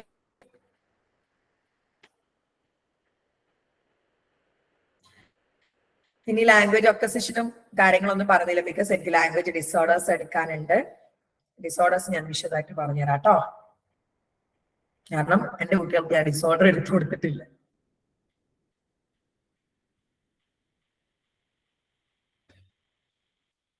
ഒക്കെ ഇങ്ങനെ തൊട്ട് പറയാട്ടോ, നന്നായിട്ട് വായിക്കുക. കാരണം ഈ ഒരു സമയത്തിനുള്ളിൽ നമുക്കിതൊന്നും ഒത്തിരി ആയിട്ട് പറയാൻ പറ്റത്തില്ല. കാരണം ഞാനിത് എനിക്കൊന്നും എത്ര ക്ലാസ് ഉണ്ട് ഷാനവാസ്ക?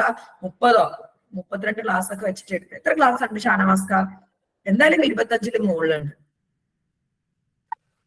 എത്ര ക്ലാസ് ഉണ്ടായിരുന്നു? യെസ്, അത്രയും ക്ലാസ്സസ് വെച്ചിട്ട് എടുത്തു. അപ്പൊ ലാംഗ്വേജ് ആൻഡ് സ്പീച്ച് ഡിസോർഡറിനെ പറ്റിയിട്ടാണ് പറയാൻ പോകുന്നത്. ഒത്തിരി ക്വസ്റ്റ്യൻ പേപ്പറിൽ വന്നിട്ടുള്ള ക്വസ്റ്റ്യൻ ആണ് കേട്ടോ. ഒത്തിരി ഉണ്ട്. ഞാൻ കംപ്ലീറ്റ്ലി പറയുന്നില്ല, കാരണം കംപ്ലീറ്റ്ലി നമുക്ക് ആവശ്യമൊന്നുമില്ല. ജസ്റ്റ് തൊട്ട് പറഞ്ഞു പോവാട്ടെ, അത്രയും മതി. നമുക്ക് 6 മാർക്കിനോ അല്ലെങ്കിൽ 10 മാർക്കിന് വന്നാണെങ്കിലും ഒത്തിരി എഴുതാനുണ്ട് നമുക്ക്. അപ്പൊ ആദ്യം എന്താണ് നമ്മള് എന്ത് ചെയ്യണം? ഇൻട്രൊഡക്ഷൻ എഴുതണം. Language and speech are said to be disordered or impaired if they differ from what is considered to be നോം. കണ്ടോ, നമ്മൾ എപ്പോഴാണ് ലാംഗ്വേജ് ആൻഡ് സ്പീച്ച് ഡിസോർഡർ ആണെന്ന് പറയാം? ഒരു നോം അനുസരിച്ചല്ല. നമ്മളൊരു നോം ഉണ്ട്, നിയമങ്ങളുണ്ട്. ആ നിയമങ്ങളിൽ നിന്ന് വ്യത്യസ്തപ്പെട്ട് കിടക്കുകയാണെങ്കിൽ നമ്മൾ പറയും അവിടെ ലാംഗ്വേജോ സ്പീച്ചോ ഡിസോർഡർ ആണെന്ന്. As already indicated by yardstick is embedded in the culture of each language, what may be considered disorders in one language will not necessarily be disorder in another language. കണ്ടോ, ഒരു ലാംഗ്വേജില് ഡിസോർഡർ ആവുന്നത് അടുത്ത ലാംഗ്വേജിൽ disorder ആയിക്കൊള്ളണമെന്നില്ല. അത് ആ cultural norms വെച്ചിട്ട്, അതായത് ഓരോ കൾച്ചറിൽ ഓരോ നോം ഉണ്ടാവും. അതിന് വ്യത്യസ്തമായിട്ടാണ് ആളുടെ ലാംഗ്വേജ് അല്ലെങ്കിൽ സ്പീച്ച് എങ്കിൽ നമ്മൾ എന്ത് പറയും? ആൾക്ക് ലാംഗ്വേജ് അല്ലെങ്കിൽ സ്പീച്ച് ഡിസോർഡർ ആണെന്ന്. ഈ 2 എണ്ണം എഴുതി വെക്കാം, ഒരു മൊത്തത്തിലുള്ള ഒരു ഇൻട്രൊഡക്ഷൻ ആയിട്ട്. ഇനി ലാംഗ്വേജ് ഡിസോർഡർ ആണ് ചോദിക്കുന്നതെങ്കിൽ ലാംഗ്വേജ് ഡിസോർഡറിന്റെ ഒരു ഇൻട്രൊഡക്ഷനും കൂടെ വേണം. Language is rule based use of speech sounds to communicate. കണ്ടോ, സ്പീച്ച് സൗണ്ട് ഉപയോഗിച്ച് കമ്മ്യൂണിക്കേറ്റ് ചെയ്യുന്നതിനെയാണ് ലാംഗ്വേജ് എന്ന് പറയുന്നത്. Language disorders or language impairment involves processing of linguistic information. അതായത് ലാംഗ്വേജ് ഡിസോർഡർ അല്ലെങ്കിൽ ലാംഗ്വേജ് ഇമ്പയർമെന്റ് എന്ന് പറയുന്നത് ഇത് പ്രോസസ് ചെയ്യുമ്പോൾ എന്തെങ്കിലും ബുദ്ധിമുട്ടില്ല. Problems that may be experience can involve ഗ്രാമറിലാവാം, സെമാന്റിക്സിലാവാം, മീനിങ്ങിലാവാം, ഓർ അതർ ആസ്പെക്ട്. അതായത് ഗ്രാമറിലോ സെമാന്റിക്സ് അതായത് മീനിങ്ങിലോ അല്ലെങ്കിൽ വേറെ ഏതെങ്കിലും ആസ്പെക്റ്റിൽ എന്തെങ്കിലും ബുദ്ധിമുട്ട് വരുന്നതിനെയാണ് ലാംഗ്വേജ് ഡിസോർഡർ എന്ന്. ഓക്കെ ആണോ? ലാംഗ്വേജ് ഡിസോർഡർ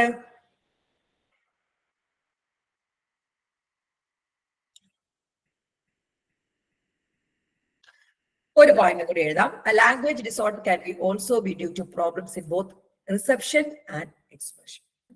ഫസ്റ്റ് വൺ ആണ് അഫേഷ്യ. 3 മാർക്കിനും 6 മാർക്കിനും ഒക്കെ ചോദിച്ചിട്ടുള്ള ചോദ്യങ്ങളാണ് അഫേഷ്യ. Aphasia is an impairment of language functioning caused by the damage of left hemisphere of the brain. Left hemisphere damage വന്നാൽ, അതായത് വെർണിക്ക ഏരിയ ഇരിക്കുന്നത് ലെഫ്റ്റ് ഹെമിസ്ഫിയറിലാണ്. അപ്പൊ ലെഫ്റ്റ് ഹെമിസ്ഫിയറിന് ബ്രെയിനിന്റെ ലെഫ്റ്റ് ഹെമിസ്ഫിയറിന് ഡാമേജ് വന്നാൽ സംഭവിക്കുന്ന ഒരു ബുദ്ധിമുട്ടാണിത് അഫേഷ്യ. There are different type of aphasia.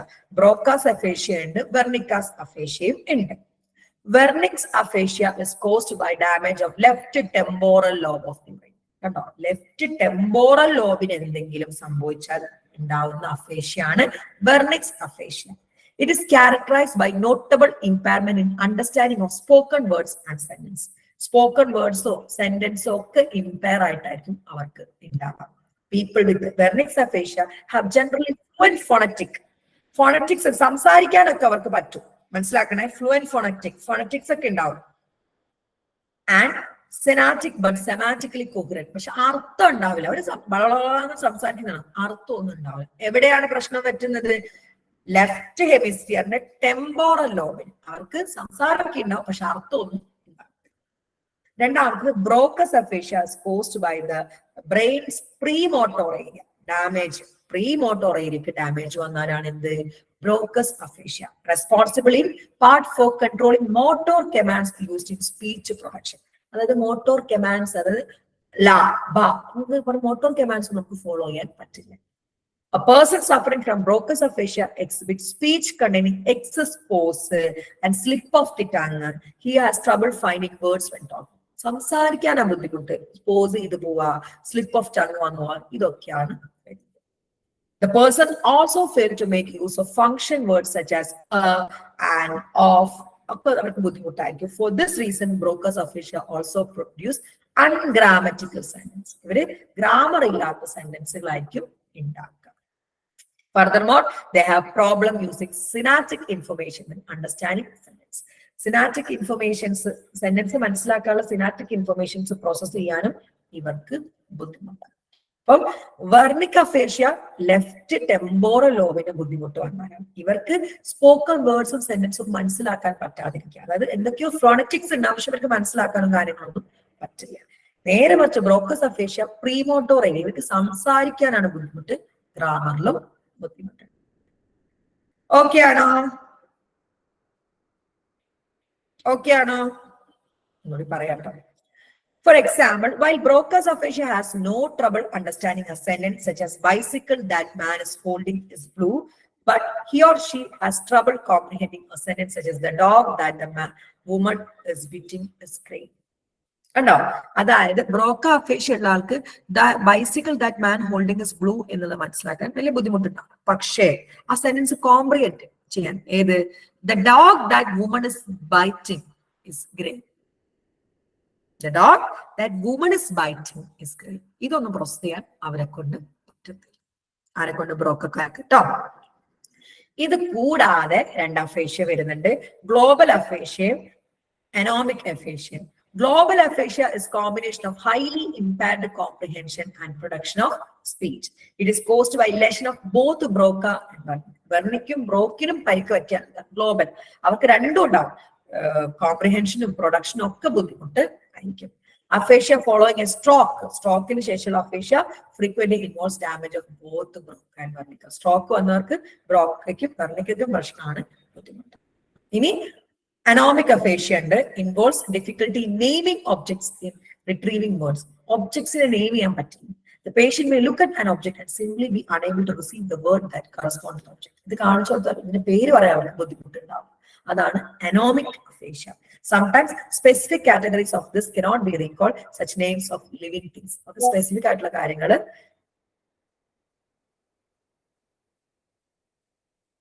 Specific ആയിട്ട് ഉള്ള കാര്യങ്ങൾ ബുദ്ധിമുട്ടായിരിക്കും അവർക്ക് ഓർത്തെടുക്കുക, ആ പേര് പറയാൻ വേണ്ടിട്ട്. ഓക്കെ ആണോ? എനോമിക് അഫേഷ്യ. ഈ അഫേഷ്യ എത്ര ഡീറ്റെയിൽഡ് ആയിട്ട് പറയാനുള്ള കാരണം 6 മാർക്കിന് അഫേഷ്യ വന്നതിനെ കൊണ്ടാണ്. അതുകൊണ്ടാട്ടോ അഫേഷ്യ ചോദിച്ചാൽ ലേണിംഗ് സ്പീച്ച് ലാംഗ്വേജ് ഡിസോർഡർ ആണെന്ന് എഴുതിയിട്ട് ബാക്കിയൊന്നും ഇത്രയും വേണ്ട കേട്ടോ.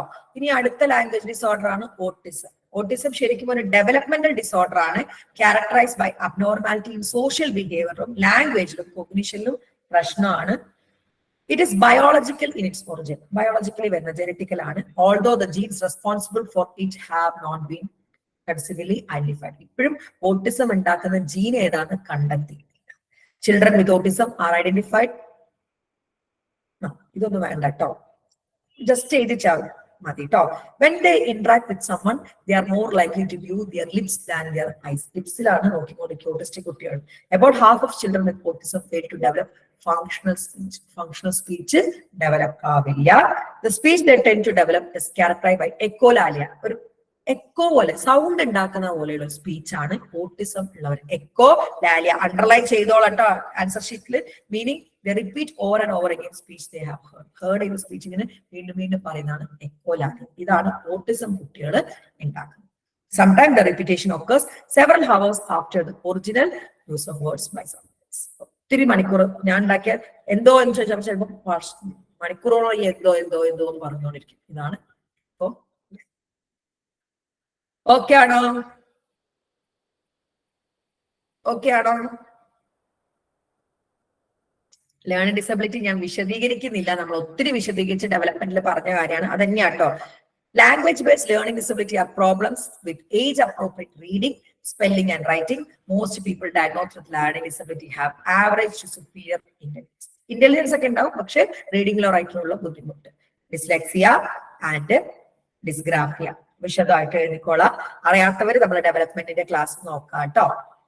ഇനി അടുത്ത ലാംഗ്വേജ് ഡിസോർഡർ ആണ് അൾസിമേഴ്സ് ഡിസീസ്. അൾസിമേഴ്സ് വന്നു കഴിഞ്ഞാലും ലാംഗ്വേജ് മറന്നു പോകാറുണ്ട്, അതിന്റെ പേരൊന്നും ഓർമ്മയുണ്ടാവില്ല.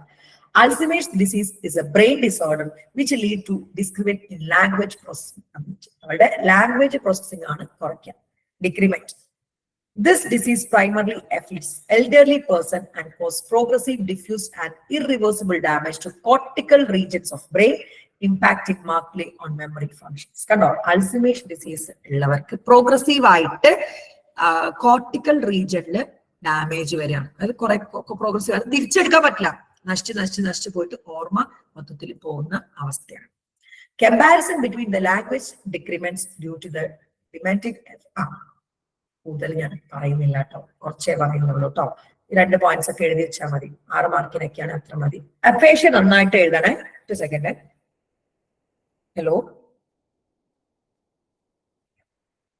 കൊടുത്തോളൂ, വീട്ടിൽ കൊടുത്തോളൂ കേട്ടോ. എനിക്ക് ഗൂഗിൾ പേ നമ്പർ അയച്ചു തന്നാൽ മതി.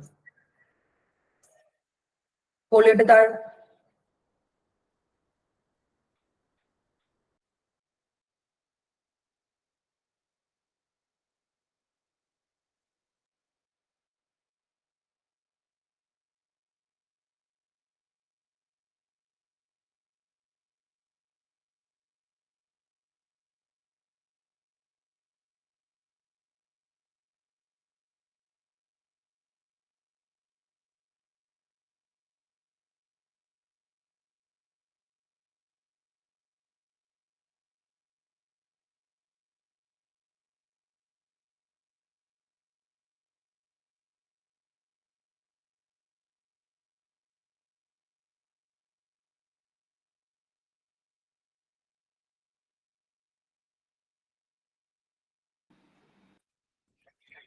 Amazon. ഇനിയാണ് specific language impairment. Specific language impairment is A developmental language disorder ആണ്. അഗൈൻ ഡെവലപ്മെന്റൽ ആണ്. In the absence of Frank neurological, sensory motor, non verbal, cognitive or social emotional deficit. എന്തൊക്കെയാണ്? Frank neurological ഉണ്ട്, sensory motor, non verbal, cognitive, social ഒക്കെ. മൊത്തത്തിലൊരു പ്രശ്നമുള്ള ആൾക്കാരാണ് specific language impairment. Specific language impairment is used to refer the problems in acquisition, acquire ചെയ്യാൻ പറ്റില്ല, and use of language acquire ചെയ്യാനും പറ്റില്ല, യൂസ് ചെയ്യാനും പറ്റില്ല. Typically in the context of normal development സമയല്ലേ, 1 വയസ്സാകുമ്പോൾ അമ്മ അച്ഛനൊക്കെ വിളിക്കുന്ന പറ്റില്ല, acquire ചെയ്യാനും പറ്റില്ല, യൂസ് ചെയ്യാനും പറ്റില്ല. Children with SLI lag behind their peers. അവരുടെ പിയേഴ്സിന്റെ അത്ര അവർക്ക് സംസാരിക്കാൻ പറ്റൂല. In language production and language comprehension, which contributes to learning and reading disabilities in school. അത് കാരണം റീഡിംഗ് ആൻഡ് ലേണിംഗ് ഡിസബിലിറ്റീസ് സ്കൂളിൽ ഉണ്ടാവും. അതായത് അവരുടെ പ്രായക്കാരുടെ അത്രയായിട്ടുള്ള വളരെ സ്ലോ ആയിട്ട് അവർക്ക് സംസാരിക്കാനും ബുദ്ധിമുട്ടായിരിക്കും, അർത്ഥം മനസ്സിലാക്കാനും ബുദ്ധിമുട്ട്. ഓക്കെ ആണോ? ഓക്കെ ആണോ? ഇനി അടുത്തതാണ് developmental phonological disorder. Okay, developmental phonological disorder are also known as phonological disability or phonological disorder, are a group of language disorder that affect children's ability to develop easily understood speech by the time they are 4 years old. In some cases, their ability to learn and read spell well. Read and spell well. അതായത് developmental disorder ആണ്. Phonological disorder എന്നാണ് പേര്. Phonological disability അല്ലെങ്കിൽ phonological disorders എന്ന് വിളിക്കാൻ ഒരു group of disorders, ഒരു disorder ഒരു ഗ്രൂപ്പ് ഓഫ് ഡിസോർഡേഴ്സ് ആണ്. അവർക്ക് സ്പീച്ച് മനസ്സിലാക്കാൻ ബുദ്ധിമുട്ട് എപ്പോൾ 4 വയസ്സാകുമ്പോഴത്തേന്. സം കേസിൽ അവർക്ക് ലേൺ ചെയ്യാനോ സ്പെല്ലിംഗ് റീഡ് ചെയ്യാനൊക്കെ ബുദ്ധിമുട്ട്. Therefore, phonological disorder involve a difficulty in learning and organizing all the sound needed to clear speech. കണ്ടോ, സൗണ്ട് ഈ സൗണ്ട് ഒന്നും ക്ലിയർ ആയി യൂസ് ചെയ്യാൻ പറ്റാതിരിക്കുക, റീഡിങ്ങും സ്പെല്ലിങ്ങിലും ബുദ്ധിമുട്ട് വരാം. Individuals with the communication disorder of childhood demonstrate impairment in their ability to produce sound as expected for their developmental. അവരുടെ developmental level അനുസരിച്ച് അവർക്ക് സൗണ്ട് ഒന്നും പ്രൊഡ്യൂസ് ചെയ്യാൻ പറ്റത്തില്ല.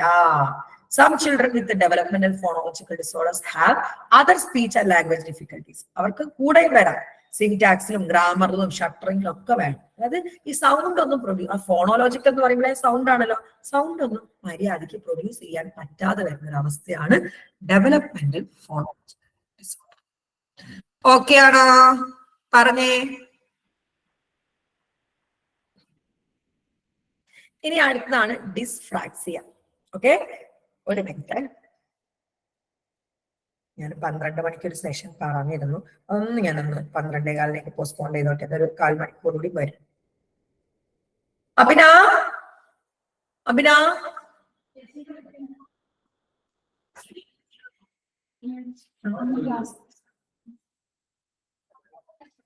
First years 12:15 തുടങ്ങുള്ളൂ പറഞ്ഞേട്ടോ. വിളിച്ചിട്ട് പോയാൽ ഞാൻ പോരാ ക്ലാസ് പോരാ. Dyspraxia. Developmental dyspraxia is a disorder characterized by impairment in ability to plan and carry out sensory and motor tasks. Plan ചെയ്യാൻ ബുദ്ധിമുട്ട്, സെൻസറി ആൻഡ് മോട്ടോർ. ഈ പെൻ എടുക്കണമെങ്കിൽ പ്ലാൻ ചെയ്യില്ലേ, പെൻ എടുക്കണം, അവിടെയുള്ള പെൻ എടുക്കണം, ആ പ്ലാൻ ചെയ്യാൻ ബുദ്ധിമുട്ട്, അതിനാണ് ഡിസ്ഫ്രാക്സിയ. Generally, individuals with the disorder appear out of sync ആയിരിക്കും with their environment. Symptoms vary and may include poor balance and coordination, clumsiness, vision problems, perception difficulties, emotional and behavioral problems, difficulty with the reading, writing, speaking, poor social skill, poor posture, and poor short-term memory. ഇതൊരു ശരിക്കും പറഞ്ഞാല് ഒരു sensory and motor, പക്ഷെ അവർക്ക് എഴുതാനും വായിക്കാനും ബുദ്ധിമുട്ടുണ്ടാവും. ഇതാണ് ഡിസ്ഫ്രാക്സിയ. Although individual with disorder may be average or above average intelligence ഉണ്ടാവാം, പക്ഷേ ഇമ്മച്ചുറലി ആയിരിക്കും അവർ ബിഹേവ് ചെയ്യാം.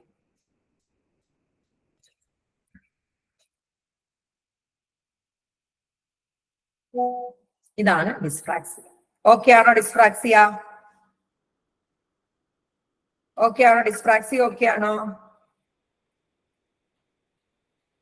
ഇതോടെ നമ്മുടെ ലാംഗ്വേജ് ഡിസോർഡേഴ്സ് തീർന്നു. വിശദമായിട്ട് തന്നെ പറഞ്ഞിട്ടുണ്ട്. നമ്മൾ എഴുതുന്ന സമയത്ത് അഫേക്ഷ്യ വിശദമായിട്ട് എഴുതിക്കും. ബാക്കിയൊക്കെ 2-3 പോയിന്റ്സ് വെച്ച് എഴുതി, അത് മാർക്കിനനുസരിച്ച് എഴുതാട്ടോ. ഏതൊക്കെയാണ്?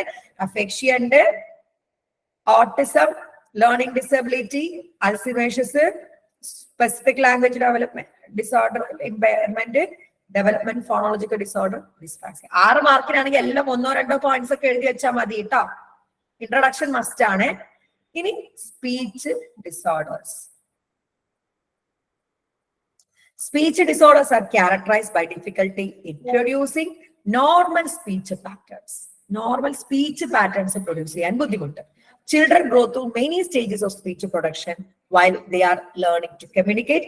അതായത് നമ്മള് ചിൽഡ്രൻ ഒത്തിരി സ്റ്റേജസിലൂടെ സ്പീച്ചിലെ ആദ്യം മനസ്സ് അല്ലെങ്കിൽ അതൊക്കെ, പിന്നെ അവരിങ്ങനെ ഉണ്ടാക്കി അല്ലെങ്കിൽ കൂയിങ് ഒക്കെ ആണ് ആദ്യം വരിക.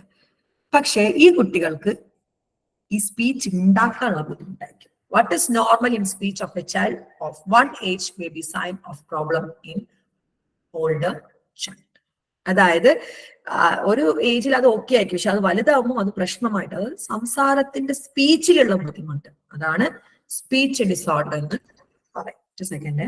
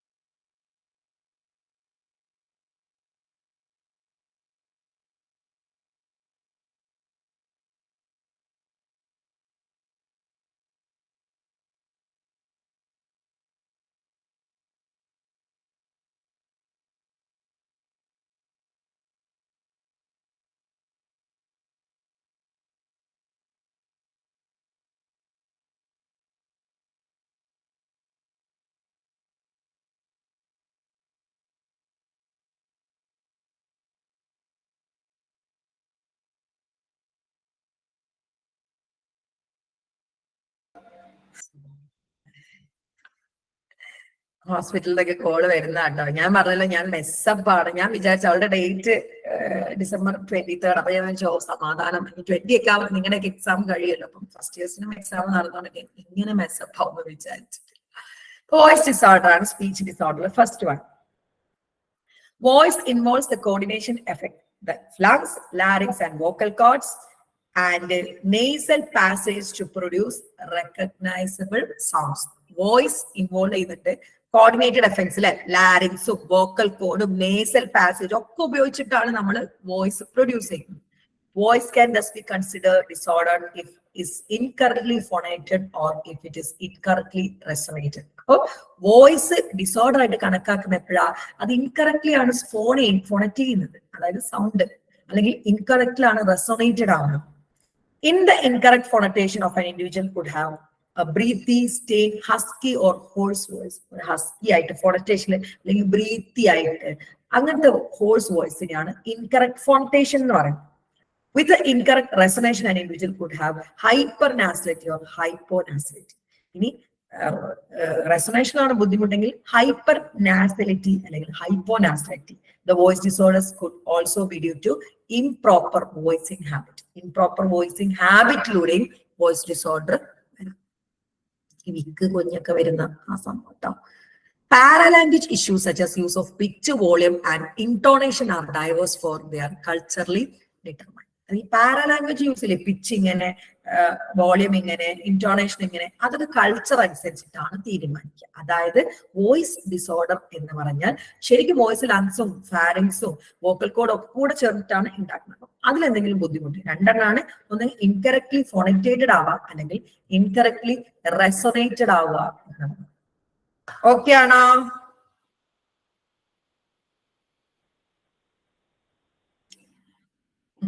ഇനിയാണ് speech sound disorders. This involve difficulty in producing specific speech sound. Specific ആയിട്ടുള്ള സ്പീച്ച് അല്ലെങ്കിൽ സൗണ്ട് പ്രൊഡ്യൂസ് ചെയ്യാനുള്ള ബുദ്ധിമുട്ടിനെയാണ് നമ്മൾ സ്പീച്ച് സൗണ്ട് ഡിസോർഡർ എന്ന് പറയുന്നത്. Articulation disorders are characterized by difficulty learning to physically produce. കാരണം സൗണ്ട് ഉണ്ടാക്കാനുള്ള ഫിസിക്കലി ബുദ്ധിമുട്ടാണ്. അത് രണ്ട് ടൈപ്പ് ആട്ടോ വരുന്നത്. ഒന്ന് articulation disorder. Articulation involves the use of tongue, lips, teeth and mouth to produce recognizable speech sound. Like la, pa, na. കണ്ടോ? ഈ ആർട്ടിക്കുലേഷൻ എന്ന് പറയുന്നത് നമ്മൾ അങ്ങനെ ഉപയോഗിക്കുന്നതാണ്. Articulation is disorder if the sound are added, omitted or substituted or distorted. പാക്ക് പകരം താ അങ്ങനെയൊക്കെ പറയും. ചില സൗണ്ട് പ്രൊഡ്യൂസ് ചെയ്യാൻ പറ്റാം. ഒന്നെങ്കിൽ ഒമിറ്റ് ചെയ്യുക, അല്ലെങ്കിൽ ആഡ് ചെയ്യുക, അല്ലെങ്കിൽ സബ്സ്റ്റിറ്റ്യൂട്ട് ചെയ്യുക, അല്ലെങ്കിൽ ഡിസ്റ്റോർട്ടഡ് ആണ്. Articulation disorders may be caused by factors such as structural abnormality, ചെറുനാവില്ലാതിരിക്കുക, for example cleft lip,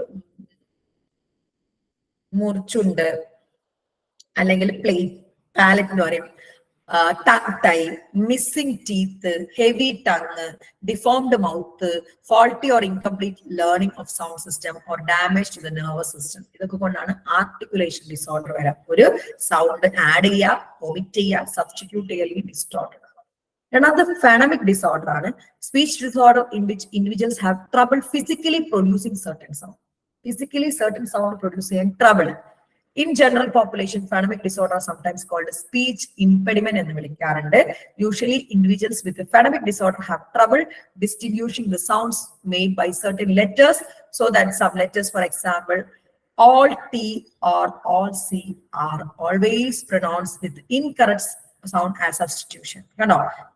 T അല്ലെങ്കിൽ സി ഇങ്ങനെ സ്പെസിഫിക് ആയിട്ട് ഒരു സാധനം പ്രൊഡ്യൂസ് ചെയ്യാനുള്ള അവരുടെ ബുദ്ധിമുട്ടിനെയാണ് ഫെനമിക് ഡിസോർഡർ എന്ന്. ഓക്കെ ആണോ? ഫിസിക്കൽ പ്രോബ്ലം ആട്ടോ അതും. ഓക്കെ ആണോ?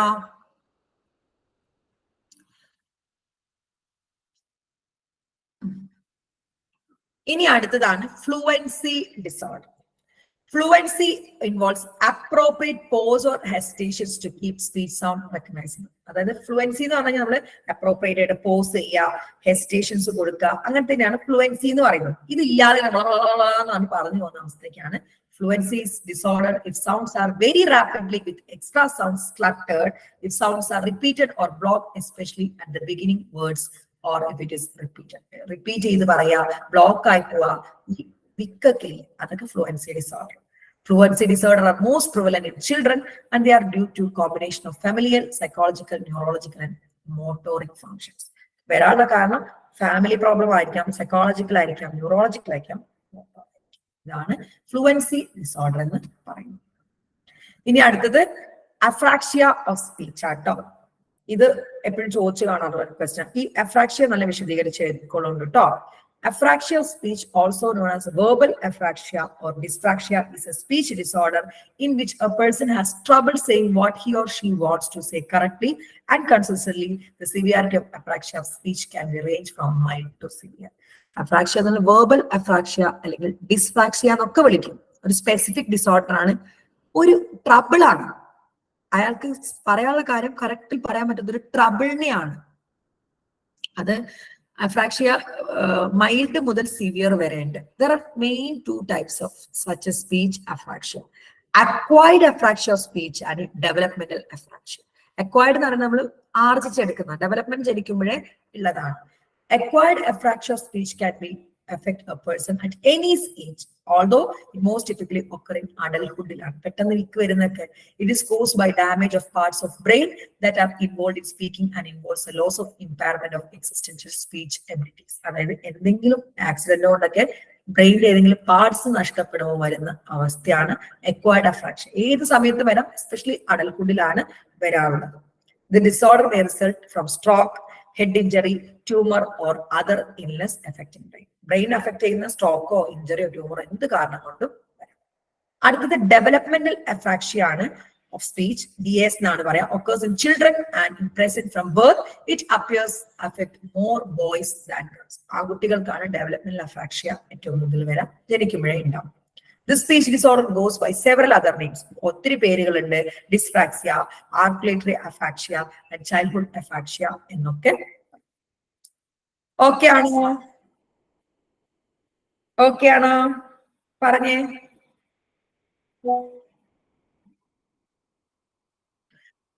ഇനിയാണ് dysprosody.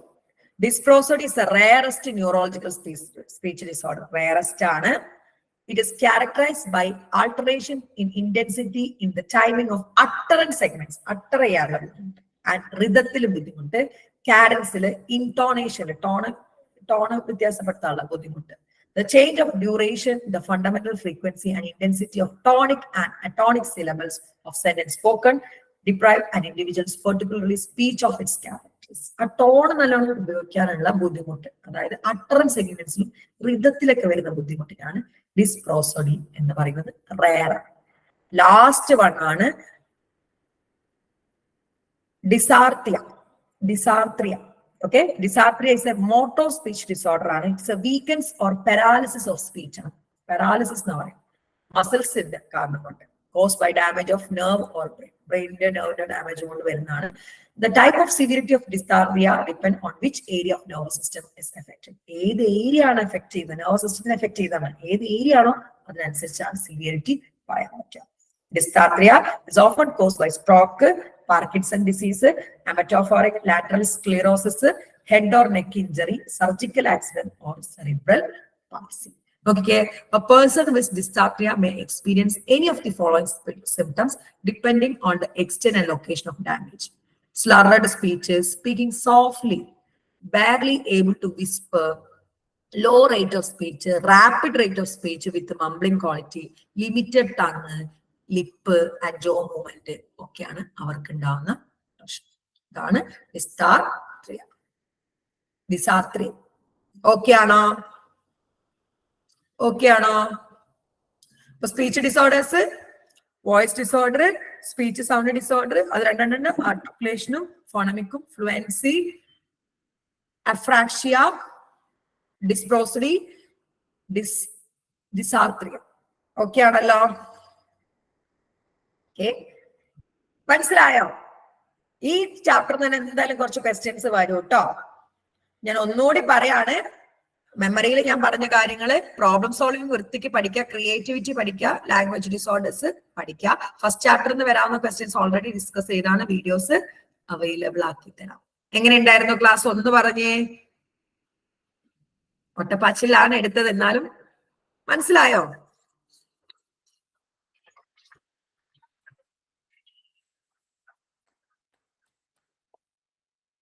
അപ്പൊ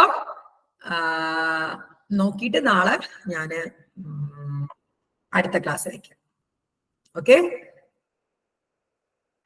അപ്പൊ hope the class was productive and informative. ഒത്തിരി പേര് എന്റെ മെസ്സേജ് ചോദിച്ചിട്ടുണ്ട് സെക്കൻഡ് ഇയറിന്റെ ക്ലാസ് എപ്പോഴാണ് സ്റ്റാർട്ട് ചെയ്യുക. 15-ാം തീയതിയാണ് ഞാൻ വിചാരിക്കുന്നത്, കാരണം ജൂണിൽ എക്സാം എഴുതാനുള്ളതല്ലേ. 15-ാം തീയതിയാണ് നമ്മൾ സ്റ്റാർട്ട് ചെയ്യാൻ വേണ്ടി പോകുന്നത്. 2 സ്ട്രീമും നമ്മൾ എടുക്കുന്നുണ്ട്, ക്ലിനിക്കലും എടുക്കുന്നുണ്ട്, കൗൺസിലിങ്ങും എടുക്കുന്നുണ്ട്. ഓക്കെ, അപ്പൊ hope the class was productive and informative. നാളെ അടുത്ത ക്ലാസ്സുമായി നമ്മൾ വീണ്ടും കാണും. അതുവരെ it's me Abdul Nafi signing off. Bye and take care. Thank you, ma'am. Thank you, madam.